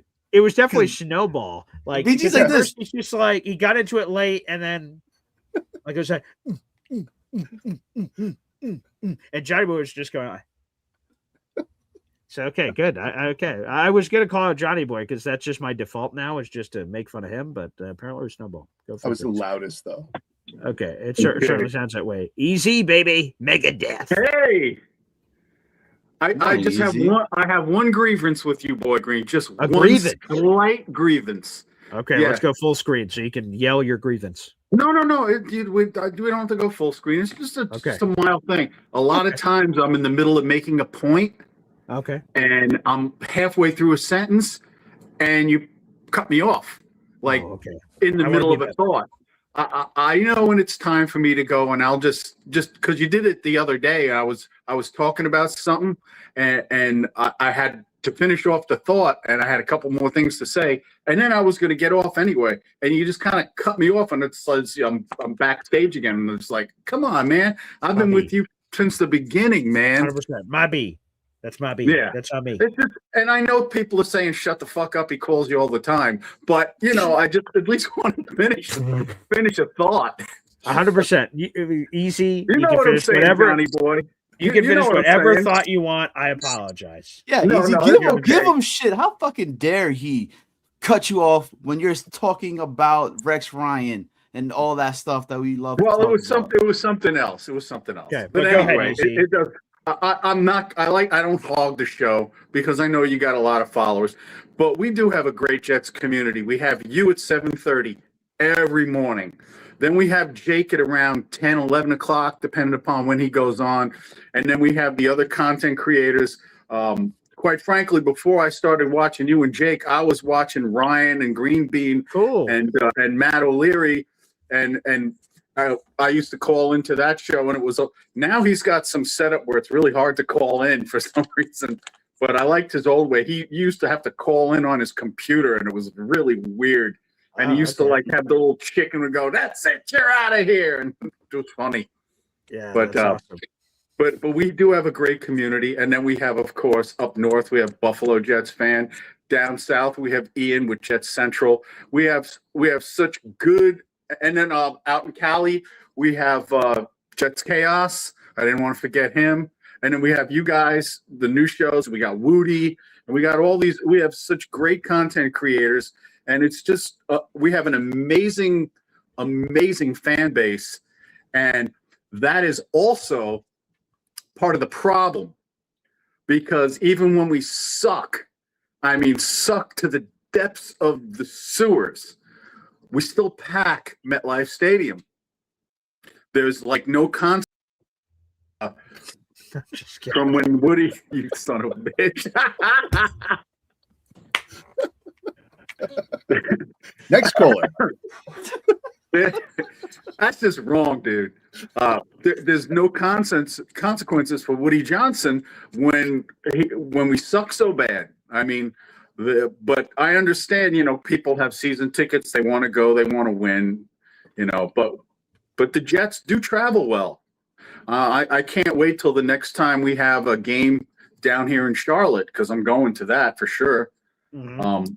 I think I really want to come up and see the game this year with you guys because I felt bad about missing it last year, but there were a couple of things that were going on, and it wasn't just that they were losing, although that was a gigantic part of it. I mean, I just did not want to do all that traveling 500, 600 miles to watch them stink up the joint, especially with your father there, because then he'd be walking around like a rooster, cock-a-doodle-dooing about the Cowboys, and I didn't need that shit at all. But yeah, I want to meet you guys. I mean, Awesome. it's going to be fun. My intention is to come see the New York Jets, and my intention is to do it this year. Okay. One question I have: what the fuck is Aaron Rodgers doing with the Steelers? Is he playing this? I don't know. Maybe yes, maybe no mind game with them now. Nobody gives a shit. Apparently, by the way, mean, I no- do want to say this: the tweet that's going viral right now. I have a message to everyone out there. Take 1 second to think before you do it. So there is a picture of Aaron Rodgers in a Jets hoodie going viral, and look at that beautiful. What do we got cooking, by the way, Easy? We got chicken with bacon, corn, peas, carrots, yellow and orange peppers, and spices, and just a bunch of good stuff. Beautiful. I love that. I think I'm gonna put a cream base in it and serve it over egg noodles. I Okay, think that'll beautiful. be good. That'd be Boy a great Green choice. will never eat it. Boy Green will never eat it. I won't, but I respect your right to have it and make it. Well, you don't eat beard missing food. That is true. I have a very limited palate. But this Aaron Rodgers hoodie thing that people are resharing as if he's wearing a hoodie this offseason, the picture's clearly from 2023. The New York Post reporter that put it out has 5 followers, people. Like, it's clearly a made-up account, but people are losing it. And I saw Joe Caporoso repost and said, oh, did he just throw his hat into the ring for the Jets QB2 conversation? I'm like, guys, come on. Come on. You know what? If he was willing to come here and be QB2, I'd take him. Okay, there you go. Hey, by the way, a super chat from Chef Kevin Gilbert. Wow. The EZD is waiting for everyone at the tailgate. So It sounds good. I missed out last year. From everything I've heard, Chef Kev is the real deal, 100%. and I can't wait. So I'm going to be up in Long Island in about 2 weeks. So I'm going to my grandson's birthday party. So I think that's great. For 27 years, my ex-wife had me ostracized from my children, and they found out the truth, and now they're like all about me again. So I'm really happy. Well, God is good. Snowball's out on the island. Where is that, Ed? My daughter lives in North Babylon off of Deer Park Avenue. Oh, I used to live right there. I live right by the Southern. You know where Deer Park Avenue splits off from 231? Yeah. Mm-hmm. She lives off of the Deer Park Avenue street, some side street on the left. I'm not going to mention it because it's not good. But I'm going to see my grandson's 3rd birthday party. Oh, yeah. Nice. Cool. So that's gonna be, I hope you enjoy it. We'll meet up at Buffalo Wild Wings, maybe. Ooh. I'm trying to think of what to get him. I really want to get him. How old is he, you said? Huh? He'll be 3. I want to get him a junior-sized instrument to play, but I don't know whether I should get him a junior-sized electric guitar and a little amp. But I think at 3, he's kind of rambunctious. I don't know if he would just like smash it into a wall or not. I was thinking maybe get him like a little Casio keyboard or something to get him into music. I believe the younger you get a child involved in music, the better. Yeah. Oh, he's a handsome baby. He's a good boy. High five. What about a Jets jersey? Easy. I wouldn't do that to him. Why not? Let his father afflict him with that. I might get him something, Get him a harmonica. I'm trying to think of what do you get a 3-year-old? I mean, he's already got the ball pit. He's got a bunch of stuff, and he's very as we stay here in the South, and Boy Green will tell you the expression "wide open." But in the winter when I came back from my aunt's funeral, my son and I stopped in Long Island. I took my son, my other son, and my daughter, and my grandson and her boyfriend out to dinner, and he ran around the Cheesecake Factory in Huntington Station. And the waitress came over. He pulled the notepad out of her apron, threw it on the floor. She bent down to pick that up. He grabbed the straws, threw them on the floor.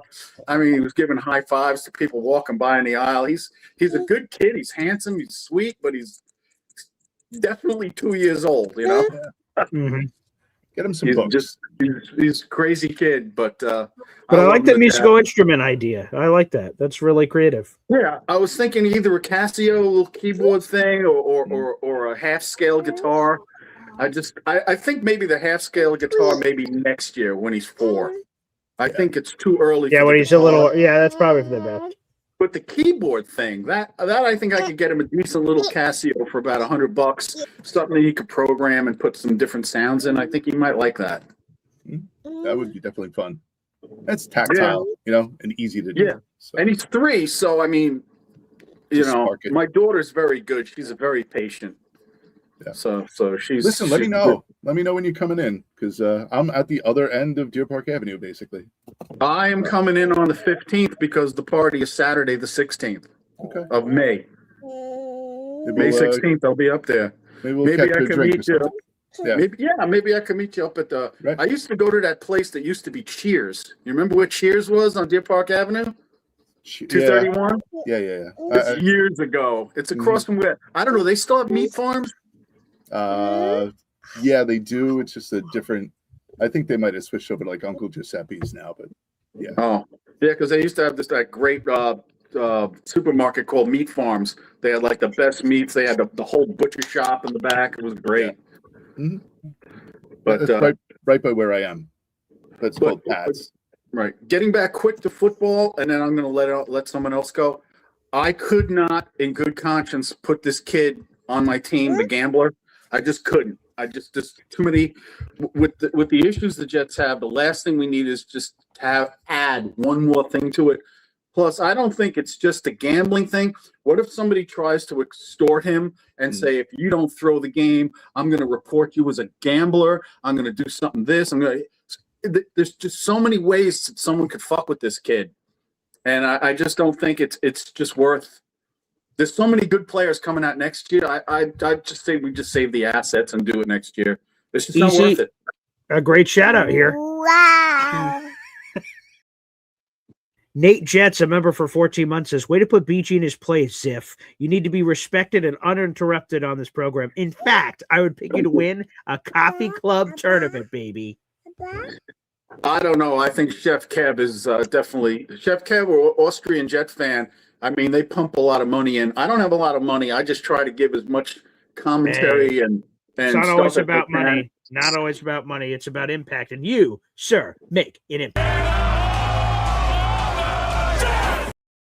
I just can't stop looking at that TV. Like that TV would if it fell and crushed someone's skull. Well, I appreciate it, guys. Anyway, I got to go back to cooking, and I'll see you guys tomorrow. Hey, sounds good. Thanks, EC. Yeah. I like that he was walking away because if he was leaving. I'm still here. Yeah, I know. Oh, okay. We see you. He's just waiting. He's waiting. Yeah, All right. Are you finished, EC? Yeah, I'm done now. You can go to the next. Okay. All right. Next caller. He was making a.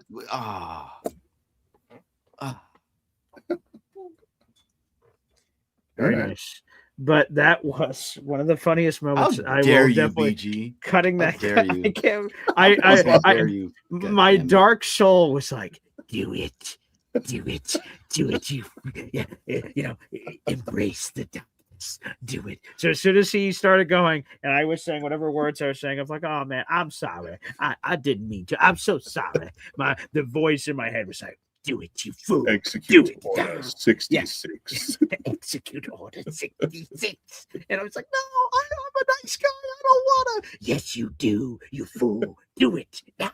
Don't make me say it again. And so, yeah, that was definitely my brain the entire time. And you see this, right, Snowball? This is what was going on as this dude is just yelling at himself, bro, going to sleep. That's why I was very upset. Like, that's one thing that I do have, jealousy of, like the bonding, seeing the bonding, but the ridiculous sense of humor that he has, which is right up my alley. Oh, yeah. That's great. And so I told Johnny Boy this. It's the same thing for you, Snowball, too, because we definitely have not done this. When me and Johnny Boy were driving in the car and he was holding on for dear life, I said, like, man, I don't think me and you have ever been in a situation like this. We're in a car for 30 minutes or something, of just us two alone, or me and Snowball or anything. Because a tailgate, there's 75 people, and people are pulling in every direction, and it's great. By the way, it's awesome to meet as many people as possible. But I haven't had just time with just Snowball. So yeah, there's some cool moments, and again, I appreciate that my humor apparently is accepted. That's Snowball. You want to see me in the car? No, Yeah, you in the car are like all those the comedy videos I see on Instagram where like the guy's just driving normal, the woman's in the same going like, and then they look back at the road and there's nothing there, but you're just like you grabbing the little thing and you're like, there was something there. It was I always have scary. that urge with my wife. If we drive a long distance, she'll be in whoa, the passenger. Stop it. When we go on a long distance drive and she's You're in the gutter passenger out. seat and she's asleep, I always have that urge to like scream and be like, "Oh my god!" And have her like wake up like, "What?" Like, nothing. I do that all the time though with my wife and shit. Like she'll be fucking coming out of I don't know somewhere and I'll hide and then I'll just be like, "Give me your fucking money." She goes, what the fuck? I did do that one that Snowball has said where like so I go behind a Mack truck or something. Yeah. And like Yo. I'm just waiting and go and she wakes up and just sees him and like "Oh my god!" and then I'm just fucking with you. Anywho, let's go. Hey, Yes, BG, I have done that once. Can I ask you something? Sure. We have a super chat to get to, but we'll go to you first. Can you please put up your lovely fiance's comment up about the 18? Oh, is she in here? Oh, I didn't. Oh, is she really in here? Oh, I've not seen her. Okay. She's talking mad trash about you. I've not in seen her at agreement all with in me here. and Lou Okay. B. Oh, okay. Oh, wow. Wait a second. There's a bunch of stuff. I guess I got to go in order. How many things has she said? I'm trying to. She said catch up. two, just those. Oh, the Welcome to My Life, is that the first one? Yep, welcome to my life. Okay. And then the second Okay. No, one I just said, wanted to make sure I'm not missing anything in here. So okay, and then we'll catch up on the super chat. So she says, ask Paul about the 18. Oh, yeah. Well. Okay. Okay. So here's the story. So our audio only listeners, I want to make sure you guys try to get the full things of what we're talking about. So my beautiful fiance, Tatiana Davis 9688, which I did not know was her YouTube channel. So salute. She says, ask Paul about the 18-wheeler when Zoe, our daughter, Soraya Luna, was in the back seat and she was pregnant with Polly. So, and then I'll get to your super chat. I see Derek, our boy's back.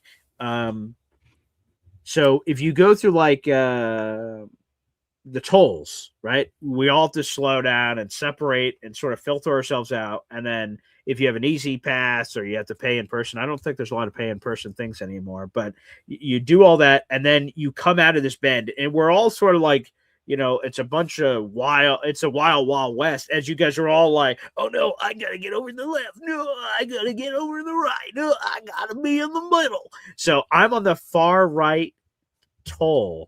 And I was in the easy pass. So I'm like, easy for me. Easy. Shout out to him. I go through the right toll. Oh, thanks, dude. Nice Jets hat. Sure, I'll wear this one on top of the one I got. Thanks, Polly. So I'm in the farmost right easy pass lane. I go through it. It checks. And then I see that my far right toll lane ends, like it's not a road. Like some of them are just roads, like you're in the middle one, you just keep going straight, you stay on the road that you're on. But on some of them, on the far boundary tolls, you have to force yourself back to get you like ding, and then you got to get back into the main thing. So I'm on the far right one and I like pass and so I up, you're good, random pal, for your easy pass. I said okay. So I start driving. I look to my left, there's a Mack truck and I'm like, and this is happening very quickly, this decision-making process. I see that I no longer have a road, and I see the Mack truck. I'm like, I don't really want to be stuck behind the Mack truck for 5 seconds. So punch it. And so I go pedal to the metal. And I see my fiance almost do the cat thing, like a cat doesn't want to go water, just a little like this. And so I get the whisper of, honey. And I, by the hair on my chinny chin, the Mack truck's here, my car's here, and there's a small window. Oh, another hat. Thanks, dude. You're the best. Here's the third one. So I'm in the farmost right lane, and on the hair on my chinny chin, I just and there's luckily, like, I didn't hit the Mack truck. The Mack truck apparently did not care. They saw we made eye contact, did not care, and I just and just got right past it. And then Johnny Boy's gonna love this because I say this like, "Whoo, that was a close one," and I say that apparently all the time. And my all fiance, the fucking time. And then my fiance's just doing the like panic attack thing, like, "Oh God, oh Jesus!" Our life flashed, my pregnant life flashed before my eyes, and the life of our daughter back there. Keep it That- exciting. She said, "I almost." My fiance is now in the room. She says, "I almost killed us, but did I? No." So there you go. Live to see the the rest of time. So there you go. My fiance chiming in, and we'll be on for a little bit before we go to our diner, which I can feel the tension in the room is getting tight. Let's go. Oh, we got another super chat here. Derek, the Kansas Jet fan. Wow. Man, he has dove into the deep end of the pool. It's great to have you, Derek, from all of my hats. This one, and this one. Appreciate you. Thank you to Polly for hooking me up with the hats, brother. $5 super chat. I forgot to ask you guys your record predictions for next year. What is our ceiling, and do we trust AG to have a better year? So I think I will answer your question because you gave me a super chat, and $5 is $5. But a proper schedule prediction will come when the schedule comes out, because I think, like, we got into a debate last night in the Espresso Club. Jet 71 apparently hates the schedule release. Says, "Yeah, I know who we play. I don't give a shit when we play them. We play them when we play them." That's Jet 71. That's definitely not an accent for Jet 71, but that's just one that I've assigned to him, so I apologize.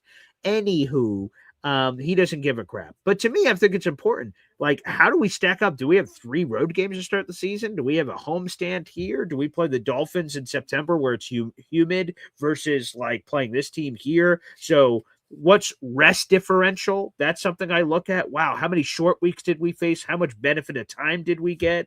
Who are we playing off the bye? Weather games, all kinds of crap. And for our tailgate, obviously. So I'm keenly, and acutely aware and paying attention. So I think that'll give us a better sense, and we will do that. We'll do a schedule release show where we go through the schedule and talk about it, ups, downs, everything else.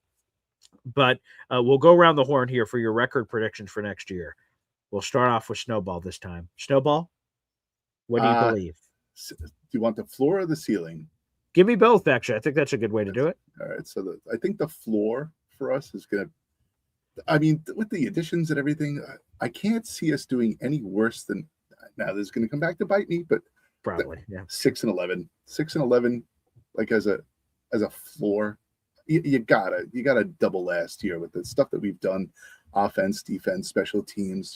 I watch Jets football with Boy Green, so I was thinking of that song in my head, right? When he did that. So That's very nice. 6-11. I'm hoping that our ceiling is like 9 and 8. Yeah, maybe squeak in wild card. I would love that. I'm predicting that 9 and 8 squeeze in wild card. Yeah. But floor 6-11. Okay. Yeah. All right. I like that. Okay, Johnny boy. If it's not a winning season, it's not a winning season. It's not a winning season. I want a winning season, man. Fucking 10 years of not having a winning season. Yeah, but what is your prediction? It's not 9. Not about 9, what you want. 9. Okay. 9. Yeah, one more 9, and 9. It's all right. He listened. Never mind. Anywho, so 9 wins. What was that? 9 wins. Yeah, that's what you said. Time? Yeah, Oh. I didn't pick mine. I didn't pick mine yet. I was just repeating what you said. But no, I think the Jets win 10 games and make the playoffs.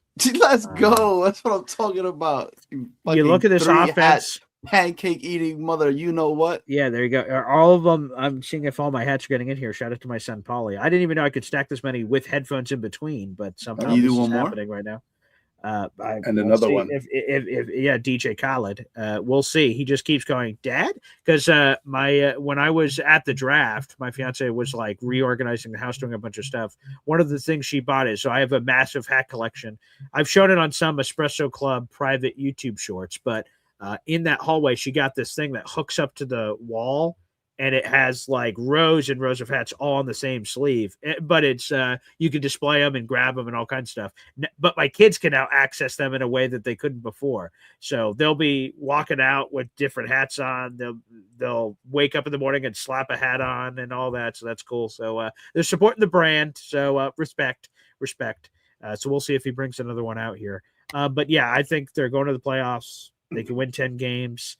The offense is loaded. The defense has, again, as long as they aren't the worst defense in NFL history, which they were last year, anything has to be an upgrade. And they added from Demario Davis to David Bailey to David Onyemata to Devondre Sweat, corner to get D'Angelo Ponds in there. Nashawn Wright was a Pro Bowl last year. Our safety room was the worst in the NFL last year. We can't be that bad this year. So I just think there's, the defense is going to be 25th to 20th. The offense has a chance to be 19th, 20th.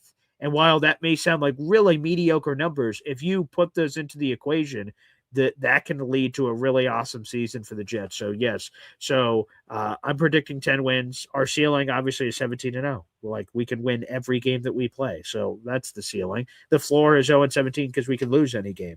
That's possible. So the floor and ceiling is somewhere in between those two figures. But yeah, I think they're going to win 10 games. And do I trust AG to have a better year? Sort of what I just said about the defense. It's going to be hard to be worse, to be candid. I think I have a lot of books behind me. Okay. A lot of cool books. I can't turn or all my hats are going to fall off, but what's the one over your left shoulder? Make sure you're not blocking it. Yeah, definitely not. That is, Bob Lutterer's book about Beyond Broadway Joe, the Super Bowl team that changed football. There's a lot of books back there. There is not a book on how to be an NFL head coach. So, I think there is no how-to guide, and you sort of have to figure it out. I don't care how close AG was to Dan Campbell, and having an opportunity to learn from him and cool that Dan Campbell did all that awesome stuff of letting him be like head coach for a day, like you bring your kid to work day. He let AG be a head coach for a day and run the operation, do stuff like that to help him better prepare. But yeah, I think AG's going to be better. I'm glad that he's calling defense. He has months to figure out what his process is going to look like, and hopefully that's plenty of time. That should be more than enough time to figure out what game days are going to look like. That's a big thing for AG. So yeah, do I trust AG to have a better year? I do trust him to have a better year. I believe in AG. The emotions he showed at the annual league meetings about how much this means to him to turn this around resonates with me as a Jets fan. He is a Jet through and through. So yeah, record prediction. I think they're winning 10 games next year. The ceiling, in all seriousness, could be, maybe that is the ceiling. It's 10, 11 wins, something like that. I want to see how the schedule's laid out to see where our opportunities are. But yeah, and the same thing for floor that Snowball was just talking about. There's just no way that they lose fewer than 6 games. Like I think, to me, I think the floor is 6 wins. I can't see them with everything. I don't know what would have to happen where they win fewer than 6 games, because AG, he will not be in that office a year from now if they won 6 games. If they win 7, I think he's got a strong case. 6, it would have to be a unique scenario for him to save his job. But I don't want to get into what Johnny Boy said. I want winners. I want winners. I want to win. I'm with him. I don't want to look in the mirror and try to convince myself, oh, well, AG only won 6 games, but there was the one game where he did the one thing. I don't want to have to get higher register. I don't want to have to talk about any of that. So, yes, 10 wins. But yeah, let's see what he can do. By the way, Derek, the Jets fan, is now in our raffle. He's been in our raffle with all of his raffle tickets, obviously, but he's in our top 5. And now another $5 super chat. I mean, he's just raining it from the high heavens. Wow. All right, Derek, let me add that to your total here with my many hats. I wear a lot of hats on this show, so it's nice. I actually get to wear a lot of hats on this show. So that is 7 raffle tickets for you, good sir. And I will add that to the raffle leaderboard because I can multitask, and that's one of God's gifts that he bestowed upon me, because that's the kind of guy I am. So let's read the super chat out, boys, and let's answer it here as we now have sole possession of 3rd place. Our boy Derek, the Kansas Jets fan, have 7 raffle tickets to our contest. All right, we can hop on the voyage boat with Green Bean. Matt O'Leary was on the Asman show and said he's not there yet, but I'm down to hop on that playoff boat. Yes, I saw the YouTube short because I work for Jake Asman now, so I actually cut that short up. Boo, boo, boo, boo. Breaking the 4th wall. I work for Jake Asman now for his Jake Asman Show team. I'm on a social media team, and I cut up that clip yesterday of Matt telling Jake that Green Bean is on the playoff train, playoff boat rather, and it's on Green Bean Island, and he's looking for new members. So let's get in the voyage. Let's get in the boat and let's swim over there.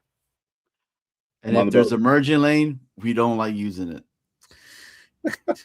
That's it. Merging lanes are for pussies. So appreciate that out there in the audience. So there you Fucking go, hates Derek. that word. The fuck's a merge? Which, by the way, let's see these. So Derek, the Kansas There he Jets is. fan, is with us now. I want to see these jerseys that he was talking about. So let's highlight that. All right, so we got Kevin Mawai over there. Is that Vinny Testaverde next to him? No, that's actually just a Jets blanket. I had a I see it now. Okay. My first ever Jets jersey was Vinny Testaverde, though. Ooh. It got lost in one of the moves, sadly. Oh, yeah. that's but depressing. I was about. Why'd you 10 just say years old. hell yeah to that, Johnny boy? You just said he lost his first ever jersey. Like hell yeah. No, it's about the Vinny Read T. the room, you dick. It was in a tub compartment in one of my mom's attics, and whenever she moved it just ended up getting lost, sadly. But I think I was about 10 years old. It was shortly after we had that. Oh, let's see. So I was born in 91. I'm 34. Okay, so you're a little older I than recall me. the AFC Championship in 98 whenever the Jets played Denver, and we had a 13-0 lead at halftime against John Elway and Terrell Davis. And sadly, we lost that one. And which, by the way, we would have beat the Falcons that day. And we would have annihilated them. We would have another Super Bowl. We would double our Super Bowls, which would be great. And by the way, Johnny boy, oh wow, my dog just died. Hell yeah! What the fuck? What Johnny Boy's man. He always shouts me out in the chat on the Jake Aspen show. I got mad. Oh, that's cool. Worldwide. You guys are BG. human beings. I don't cut him off either. Derek, I appreciate you, man. And badass Kevin Mawai jersey back there. So I appreciate you, man. What are you wearing? I got what jersey are you wearing right now, Derek? This is Kerry Rhodes right here. Kerry Rhodes. Oh, yeah. I'm gonna be honest. That's a deep cut. I don't see a lot of Kerry Rhodes out there. I think we follow each other on social media. I would love to get Kerry on the show. 25 is my jersey number from high school, so I love that for Kerry. And he just has this huge personality. Oh man, underrated, overlooked, all of those things. I freaking loved Kerry Rhodes when he was here. So, we got to get him on the show. That'd be awesome. I want to shout out. So I plan on calling in on Jake Aspen show later today if you guys aren't busy. I kind of want to go into a deep delve onto why I'm a Jets fan from Kansas. Cool. So my mom's a Steelers fan. My dad's an Eagles fan. What the? We're from PA originally, even though I was born here. Wait. Let me get the Punnett square out. Okay, so Steelers, Eagles. Okay, Eagles. All right. Any other data points? No, not really. He was born in 91. Oh, no, 91. Right. Okay. His name is Derek with 2 R's. Yes. Okay. There you go. Kevin Mawai jersey. Kevin Mawai jersey. Rhodes. Jets blanket. Kevin Mawai jersey. As Maniac beanie on his head. Yes. Okay. All right. I don't believe there's a show today, Derek. Though. There isn't. I don't think there's an Asman show today. I don't think so. Oh, I thought he said he was going to a Yankees game yesterday, so he's going to do the weekly raffle today. I'm not sure if there is a show today or not. Oh, so did he just say? Usually that's just no. Oh, so there should be. Did he just tell Snowball to shut the fuck up? I know what I'm talking about. No, I would never say that. Yeah, such a kind man to say.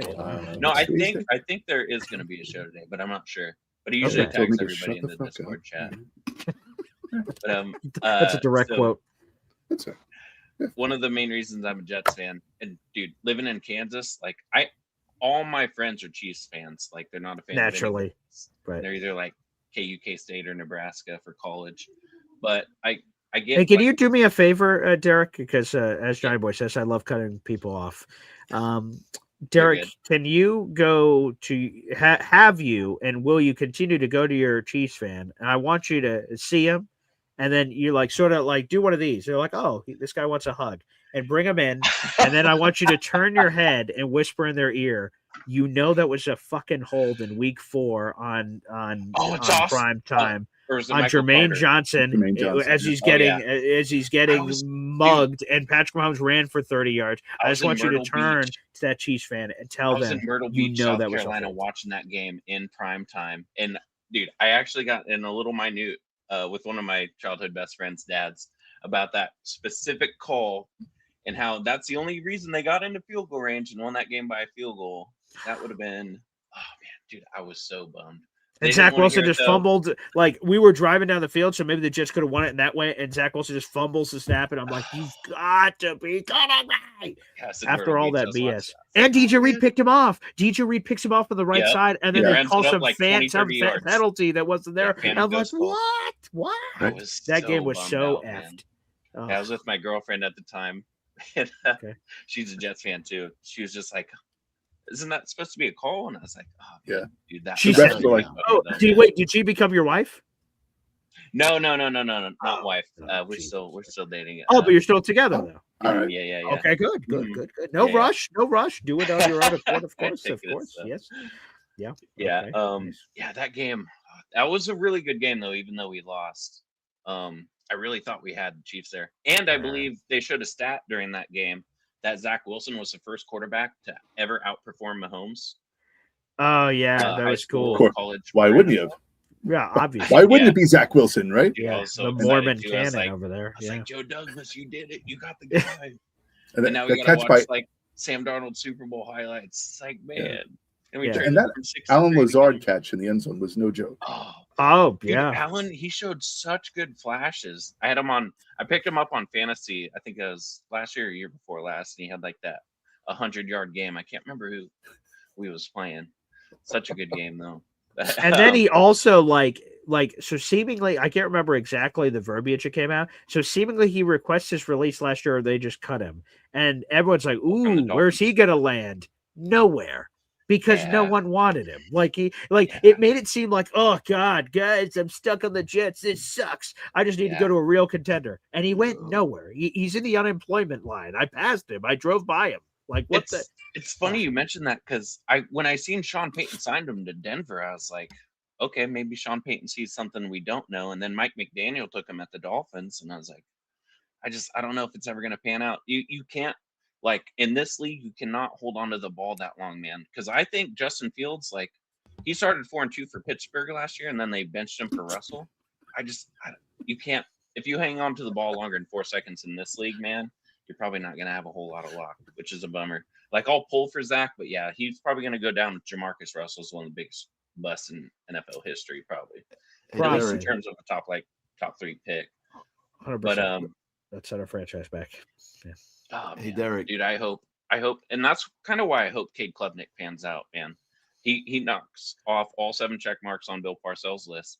Yeah. 23 or more wins, 30 plus career college starts, 2-to-1 touchdown ratio. What? I'm kind of a Klubnik fan, and on the Aspen show, like in the chat, I love the show so much. Join the club. There's a couple people kind of Chubb for club. Chubb for club. That's right. Chubb for club. I love that. That's our guy in our audience, sir. Chubb for club. Shirt. He is in the. He used to be Take for Tie, but he had he digivolved, and now he is Chubb for club. So what a turn to do that. Like, how amazing was that Tank for Tie to Chubb for club? Like, and for months, and so passionate, and then just He's the caterpillar that busted free from the cocoon, brother. That's it. Wasn't even a day. Yeah. See, to your guys' point, so it's like I feel like at this point last year we were all talking about Klubnik, we were talking about Nussmeier, we were talking about Lenora Sellers, Drew Aller. Like, I feel like there's this off-season hype for like all these quarterbacks coming in the next year in college, and then they might have a down year, but they could still be solid guys. And you look around the NFL, there's a lot of some of the Hall of Fame quarterbacks: Drew Brees, Purdue, Ben Roethlisberger, Ohio, like Brett Favre, even Mississippi State, like.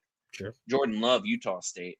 There's these guys that are like in the rough. I don't know if it's better to gamble on one of those guys, but I don't know. Like, I feel like maybe, I don't know, and I could be mistaken on this. Like, once a player gets drafted, I don't know if they lose like the luster to be good or if they just had so much success in college. But I do love when I mentioned in chat earlier, like, I feel like you just got to take a shot at quarterback. But to my point about like all these college quarterbacks that get hype coming in next year, we got Maava, we got Dante Moore, we got Arch Manning, like all these guys. We don't know what they're going to be until they have one more year on them. But I feel like there's always hype about this next quarterback draft class. Julian Sand is another good mention. CJ Carr. I'm really high on Dante Moore. Trinidad Chambliss, kind of a red flag with me for him wanting to go back to Mississippi State. But I don't know, because like in the pre-draft process, I hear a lot of people ragging on the Jets. Like, yeah, why would you want to go Of course, Dante Moore went back to Oregon. Why would you want to be a quarterback for the New York Jets? Like, I cannot believe that at all. Especially when you got the Cardinals, Titans, and Raiders right there. The Raiders haven't won a playoff game in like 24 years. No offense to Raiders fans. Yeah, if there's right. any in here. Like the Cardinals have 6 playoff wins all time. We witnessed that with Mark Sanchez. He's like the second or third most road playoff wins all time. So I don't know if I can necessarily get like behind that kind of logic, but I do feel very optimistic with what Muji is building. And I remember because I watch NFL Network usually when I get off work, and the NFL insiders, they were crushing us for trading Sauce Gardner and Quentin Williams. Like, dude, we were 0-7 with them, and we still won 3 games without them. And you're going to tell me we got 3 first and 2 second off trading both those players? And which sucks because like I love Sauce and Quentin, but I feel like the value that we got. That brings me to my point that I wanted to mention. So hypothetically, I pray this doesn't happen, but if we start 1-5, like in Woody Johnson, we know what we've only fired a head coach in season 1 time, and that was Bob Sala. I was a fan of it at the time, but I was kind of like, I don't know if he quite deserved it. So theoretically, if we start 1-5, I do trust Frank Reich. Like, he'll probably be named interim. He's got former head coaching experience. I don't know if I trust Woody to not fire AG if we do start 1-4 or 1-5. I think we just have too much talent on this roster. But I was wondering if AG does get fired, we start 1-5. Frank Reich comes in as interim. Rest of the season is a toss-up. Do you think Darren Muji's job is safe with what he's done so far? Do you think that they're linked like that? Yes. Because Muji hasn't really, because I feel like that's what did Joe Douglas, and he tied himself to Zach Wilson by taking him 2nd overall. So I just kind of wanted to get your guys' thoughts on if AG theoretically does get fired, do you think that we will retain Muji with the work he's done in free agency? Well, I'll actually answer a question you didn't ask, and I'll say this part and then answer your real question. I don't think we get a second in-season firing. Almost no matter how bad it is. Again, if it's 0-7 again, maybe there's no choice. Maybe that's unique. But because like head coach money is guaranteed, I think. Yeah. Right. That's definitely guaranteed. Like Woody Johnson has owned this team for now going into year 26. He has never fired a coach midseason until Saleh, that one time that happened. And it looked like an epic failure because the team did not rally around Jeff Goldberg. They did not do the things. And it was so early in the season.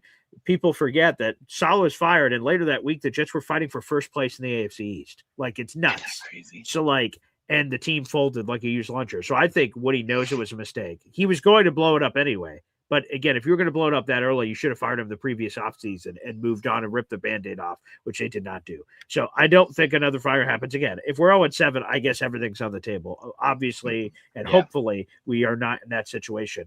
But Muji is interesting because I think he had a really good draft by all the national pundits again. Now we'll see. His people question the day 3 track record. I think it's much too soon to give a real analysis on any of these guys, especially last year. But I think there is a world where Muji exists beyond him. Now, normally I've been a guy, especially as Jet fans, where we've had people that are not on the same timeline, and I normally hate that. I want people on the same timeline. They're hired at the same time. Muji and Glenn are right here. Aligned. So 100%. So to have Glenn go away and Muji ends up going with another guy, that scares me. However, someone wrote a brilliant article. I'll have to find it later so we could go through it and do it on the show. But they showed that there's a history of your head coach and GM not being aligned. Like the GM survives, the head coach goes, and you having success and winning Super Bowls. And so there is a track record of success, even if they're not aligned. So that goes to show that Muji seems like he knows what he's doing. Again, the ultimate test for Muji, and this is obvious, is quarterback. Does he find the quarterback? If he finds quarterback, Muji should be here forever. If he doesn't find the quarterback, how do you evaluate that? Because, if he doesn't find the quarterback, then I'm sorry, Muji. It's cool that you do this awesome shit. Then you'll be an assistant GM forever because, you got to find the quarterback. So that's how I feel about it, boys. That's a really good point. Go ahead, I think that they both would get fired at the same time together because of the record. I mean, regardless, dude, I really believe that they're both tied together at the hip. And I think it's been a lot of the media that's been out there that's just been trying to put this division between Muji and between Glenn. Who has more power. As you know what I'm saying? Like they're not working as an actual tandem. So at the end of the day, they're both 3-14. You know, there's a running joke that Muji is 3-0, and then Glenn is 0-14. You know what I'm saying? So Yeah. it's just. Don't, Do I don't like you what feel like Muji's been doing? don't you Yes. feel like there should be more clarity? Because like, did Muji bring in Fields or was that AG? Like, I feel like us as fans need to know. Okay, this is the GM. Like, we need. I feel like us as Jets fans, we need to know the pecking order is because we know Muji's kind of constructing the roster. So is it Muji, AG, Woody? Is it AG, Muji, Woody? Like, I feel like us as fans need to know that because if I find it intriguing because all the media is saying that we handpicked Frank Reich picked Cade Klubnik. So I don't know if that necessarily ties him to Muji. So, but I'm more intrigued upon the fact if Muji picked Fields and Geno Smith, or if AG picked both those quarterbacks.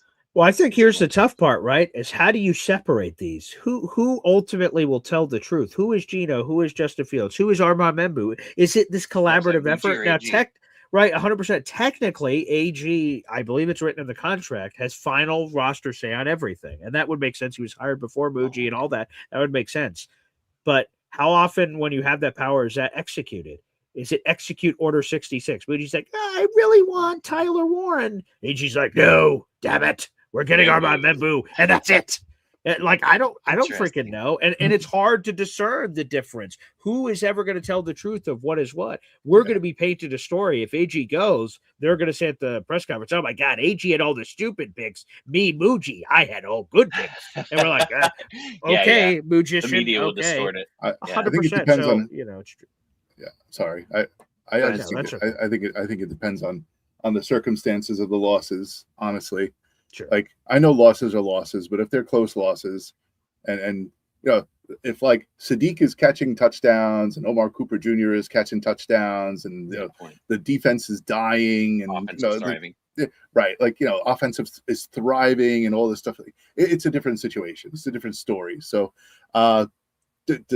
does AG survive another season after a 1-5 start? Does he get fired midseason? No, I don't think so. I think it's, you know, he's just going to get raked over the coals the entire season. Just like, you know, just like the media will make sure. He'll crash and burn, and just like they'll let him crash and burn, and you know, just shovel him up at the end of the season and throw him outside of One Jets Drive.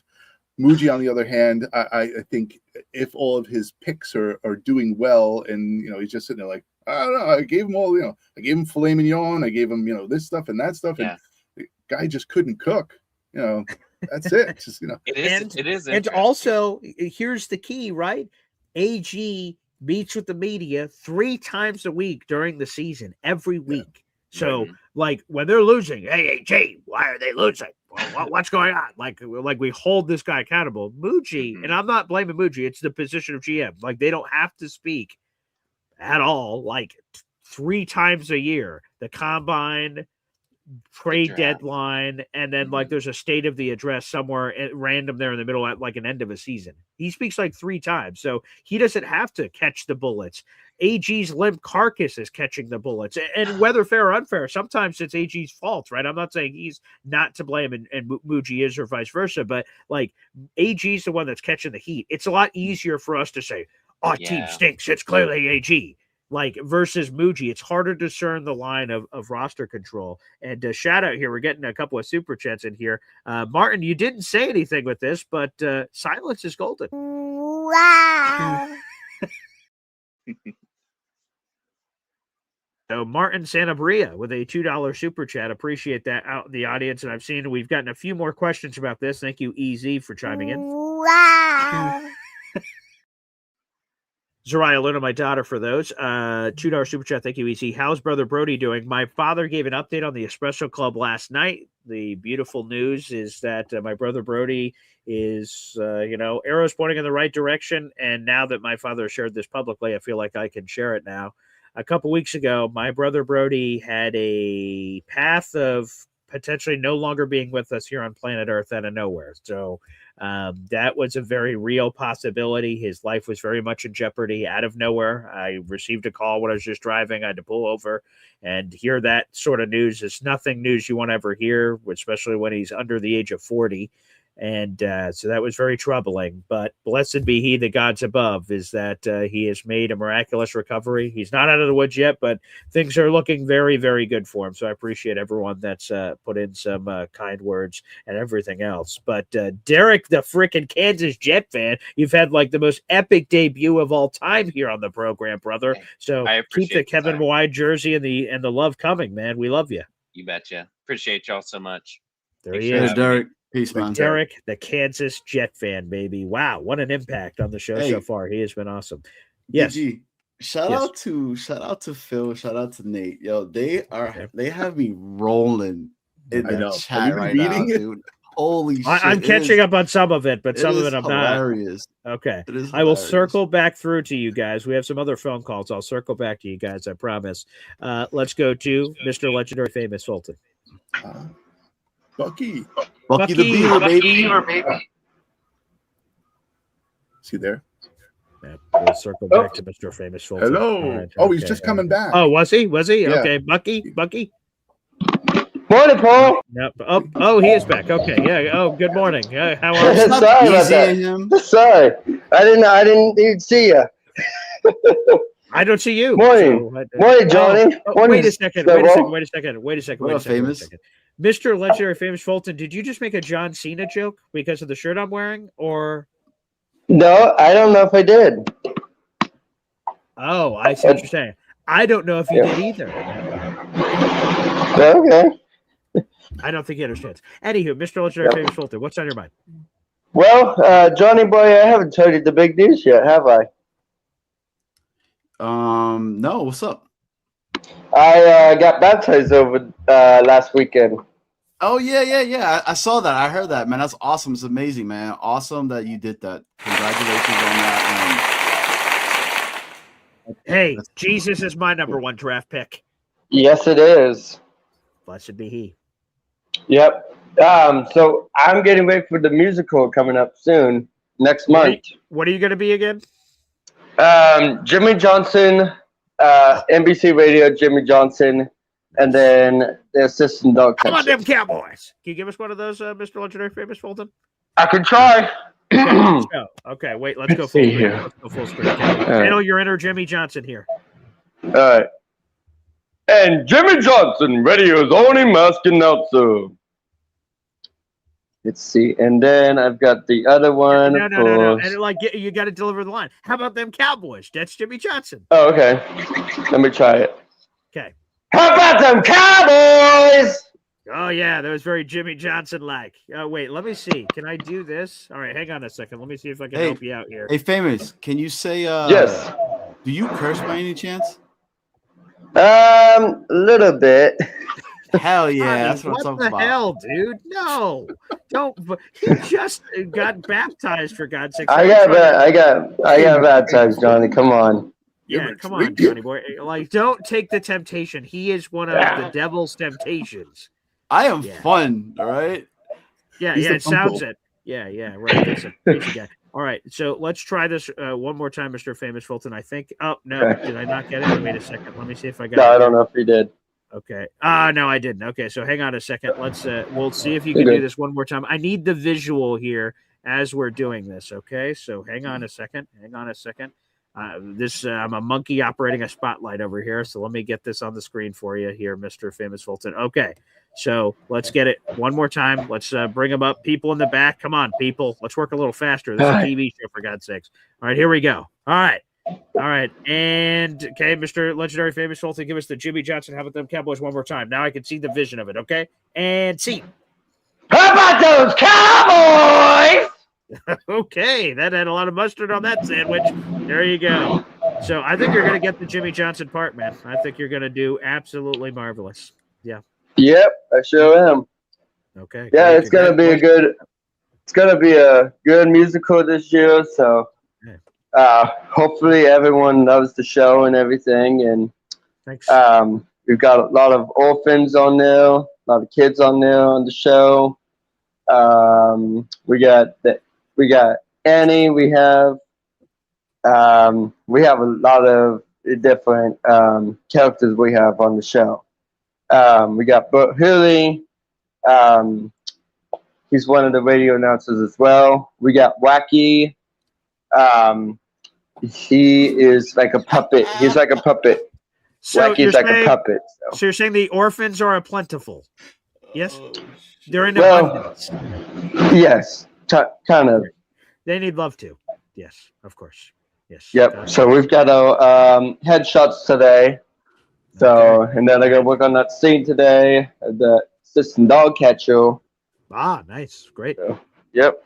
Well, it's gonna be a good show. Well, today's God's Day, so it's great to have you as one of his loyal soldiers, Mr. Legendary Famous Fulton and Bucky. And hey, your Jimmy Johnson role seems great, pal. Seems great. Thank you. Okay, yep, and I've got the. I won't talk to you on Saturday, Paul. I got to go to. I've got to go to my Special Olympics swing games. I got to go to. No offense taken. No offense taken, Mr. Legendary Famous Fulton. You join us when you can join us. We appreciate you. I sure will. And the collection, baby. Let's go. Yeah, I will get another medal. Hopefully, I can get that 200 medal this time, because last time I did that, got silver on that one. So I got to work harder, and hopefully I can get my speed back up. Just get back to the lab, Mr. Famous Fulton. Get back to the lab, brother, and you're going to do it. Congratulations to Mr. Legendary Famous Fulton. That is absolutely marvelous. By the way, folks, I think this is accurate. Let me see. Where would it be? Okay. Oh, yes. Yep, here it is. Folks, we have reached a milestone here on Boy Green Daily. Another milestone has indeed been reached here. Okay.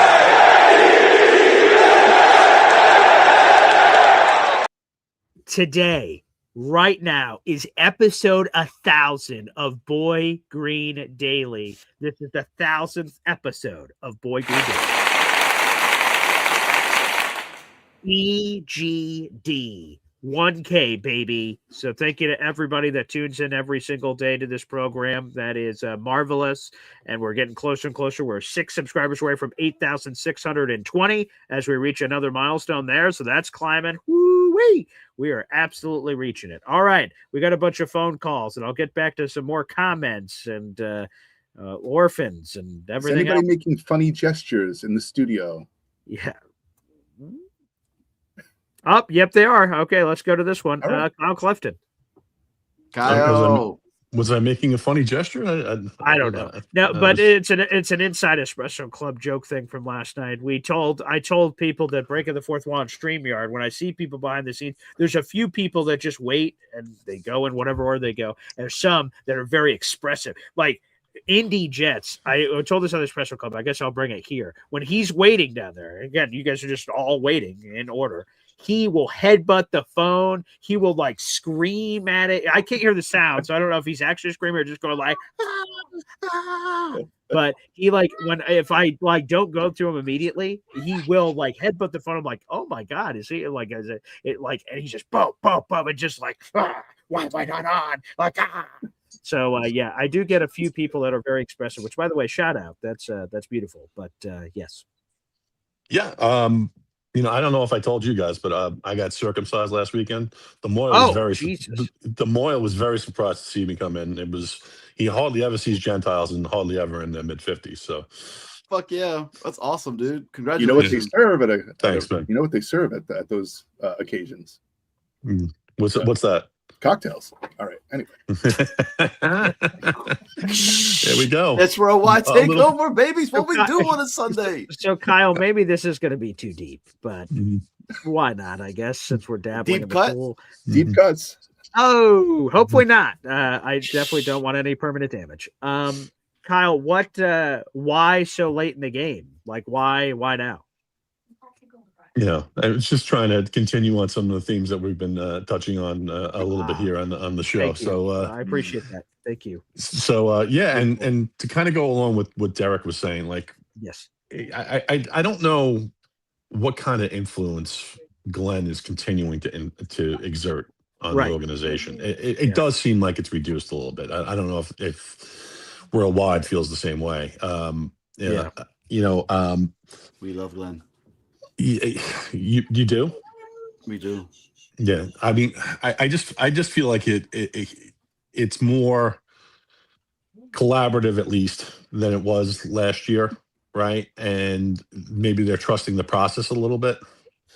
I don't have high hopes for him coming back, but like if say Kevin O'Connell is his successor, right?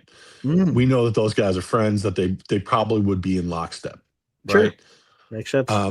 But there's always going to be problems with the way, things are perceived from your last stop. Like, there was tension between O'Connell and the GM in Minnesota. Yes. The rumor was that O'Connell wanted to keep Darnold. I don't know if O'Connell was a McCarthy guy. McCarthy is not going well for them. If he had any input in that decision, what does that say about his decision making and what it would be like going forward here? And you would have to assume yes, like he's this offensive mastermind. If he had no say in that pick, if that came out, that would be hard for me to believe, right? That he's like, hey man, that was questioning. That's a guy who's no longer here. It's easier to, point blame on someone who's dead and gone than like the blame of taking it yourself. So that would be hard to believe. And obviously that was a painful swing and miss. So yeah, that's definitely on the ledger in a bad way for sure. Yeah, I'm trying to allow myself the latitude to be pleasantly surprised by Glenn because, I love him as a player and of course, but like, that's kind of what I want. I want to bring in a young offensive coach that can be aligned with the GM if we feel like he's doing a good job, and that really fits KOC to a T. So don't. I forgot about that. You crossed over with a Glenn for what was that? 3 seasons? 94, 95, 96 at the end. Yeah. Okay, I crossed over. Yeah. That makes sense. You'd have a kinship for one of your former teammates. Okay, that makes sense. Back when I had my big brown fro. Okay, yeah. Hey, it was a great look. I think it looks great now, but you can pull off a lot of different looks. So shout out, props, it's props. Yeah. Yeah, I mean, who else?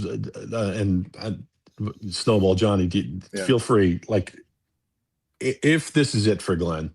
Yeah. Who do we think might be loading other than say O'Connell? Yikes! Oh, who's the Denver guy? I'm not Davis Webb, right? That's Moochie's Davis guy? Webb. Is that? I don't know how great I feel about that, but someone with a Denver tie, you'd think more of an offensive flavor. Yeah, because do you guys don't even want to go down that road yet? Is Muji surviving? Muji's surviving. Well, right? I guess that's a good question too, right? Yeah, sure. Yeah. Right, I kind of feel like you would. Yeah. I don't know though, right? It's another really good draft. It's another really good draft from perception, right? And sometimes perception is all that matters. We'll see what the actual rookies do, but everyone's kissing the Jets' ass right now, saying this is the greatest draft of all time. A+ everywhere, A- in some places. So Woody, I'm sure, is seeing that. He loves reading that kind of stuff. So I'm sure. But does he survive? Which is what Johnny Boy said. Like, is it a clean sweep? Which is normal. I will be honest. My normal modus operandi is you 3 Musketeers, all for one for all, where they're all in this together, you're out. But Muji has shown a lot of chutzpah outside of quarterback, which obviously he's not had the opportunity to do yet. Everything else has looked pretty good. So I am akin to keeping Muji in that potential situation that you outlay where, Glenn gets offed and you keep somebody and Muji's got you keep. I can understand that scenario. I think the hope is that the support system that's around Glenn this year, I mean, he did do a clean sweep on coaching, basically. You would hope that he, again, maybe made the right choice the second time around, and they can slight changes. They can actually mask a little bit of what he's doing.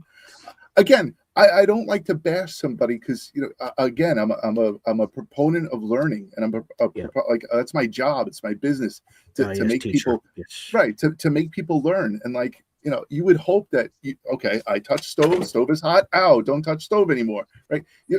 You would hope that he would I don't call timeouts, I suffer consequences, or I don't put field goal kicker out to win game, I lose, like Those are the types of things that you would hope that he would actually learn and maybe make a better decision later on. So who's in the pipeline at head coach? I don't even want to think about it. I don't Me either. even I know. don't At want this to think about it either, but I appreciate, the commentary about it. And wasn't AG who hired Muji? AG was the one that brought in Muji, right? Yeah. So, It looked like it was going to be Lance Newmark again. So I don't know what happened. Here's the thing I'm going to look forward to. So I've spoken to Jeremy Fowler on the record and off the record about this, and I've heard some beat reporters seemingly indicate that there's a crazy story here that no one knows about. And that's what Jeremy Fowler indicated too. So I'm like, what the fuck? Like, so Newmark was going to be hired. All of a sudden he suddenly wasn't. And then Muji was hired.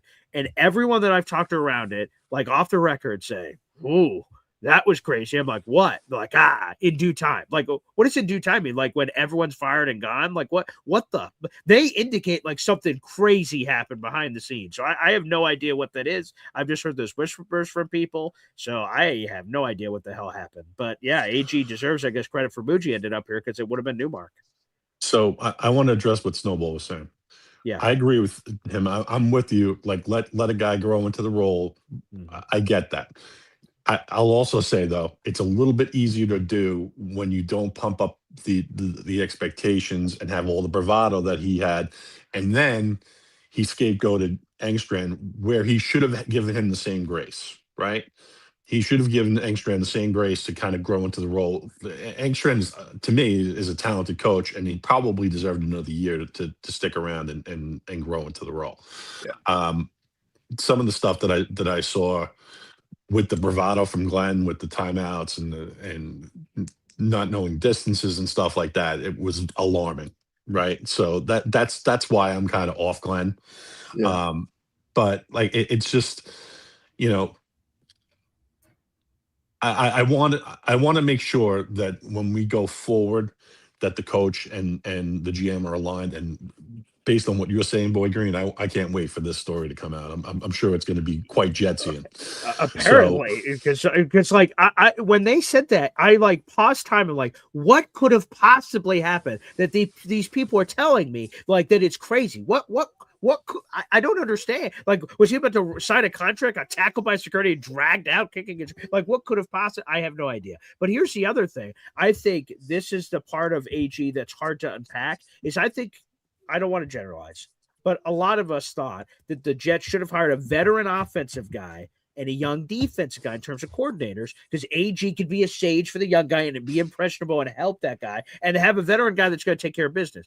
We didn't do that, and now we flipped it. We have Duker, this young guy who's doing whatever he's going to be doing for AG, and Frank Reich knows more offense than most people will ever know. So, like, AG obviously made that decision. Maybe he did deserve more grace, and you're right, Kyle, but he went, fuck this. I'm not putting my job on the line as this young kid's learning how to ride a tricycle. I need somebody who freaking knows how to do it, which means that he should have just made the right call the first time around when he was hiring, as opposed to where he ended up. That's probably, the big mistake there.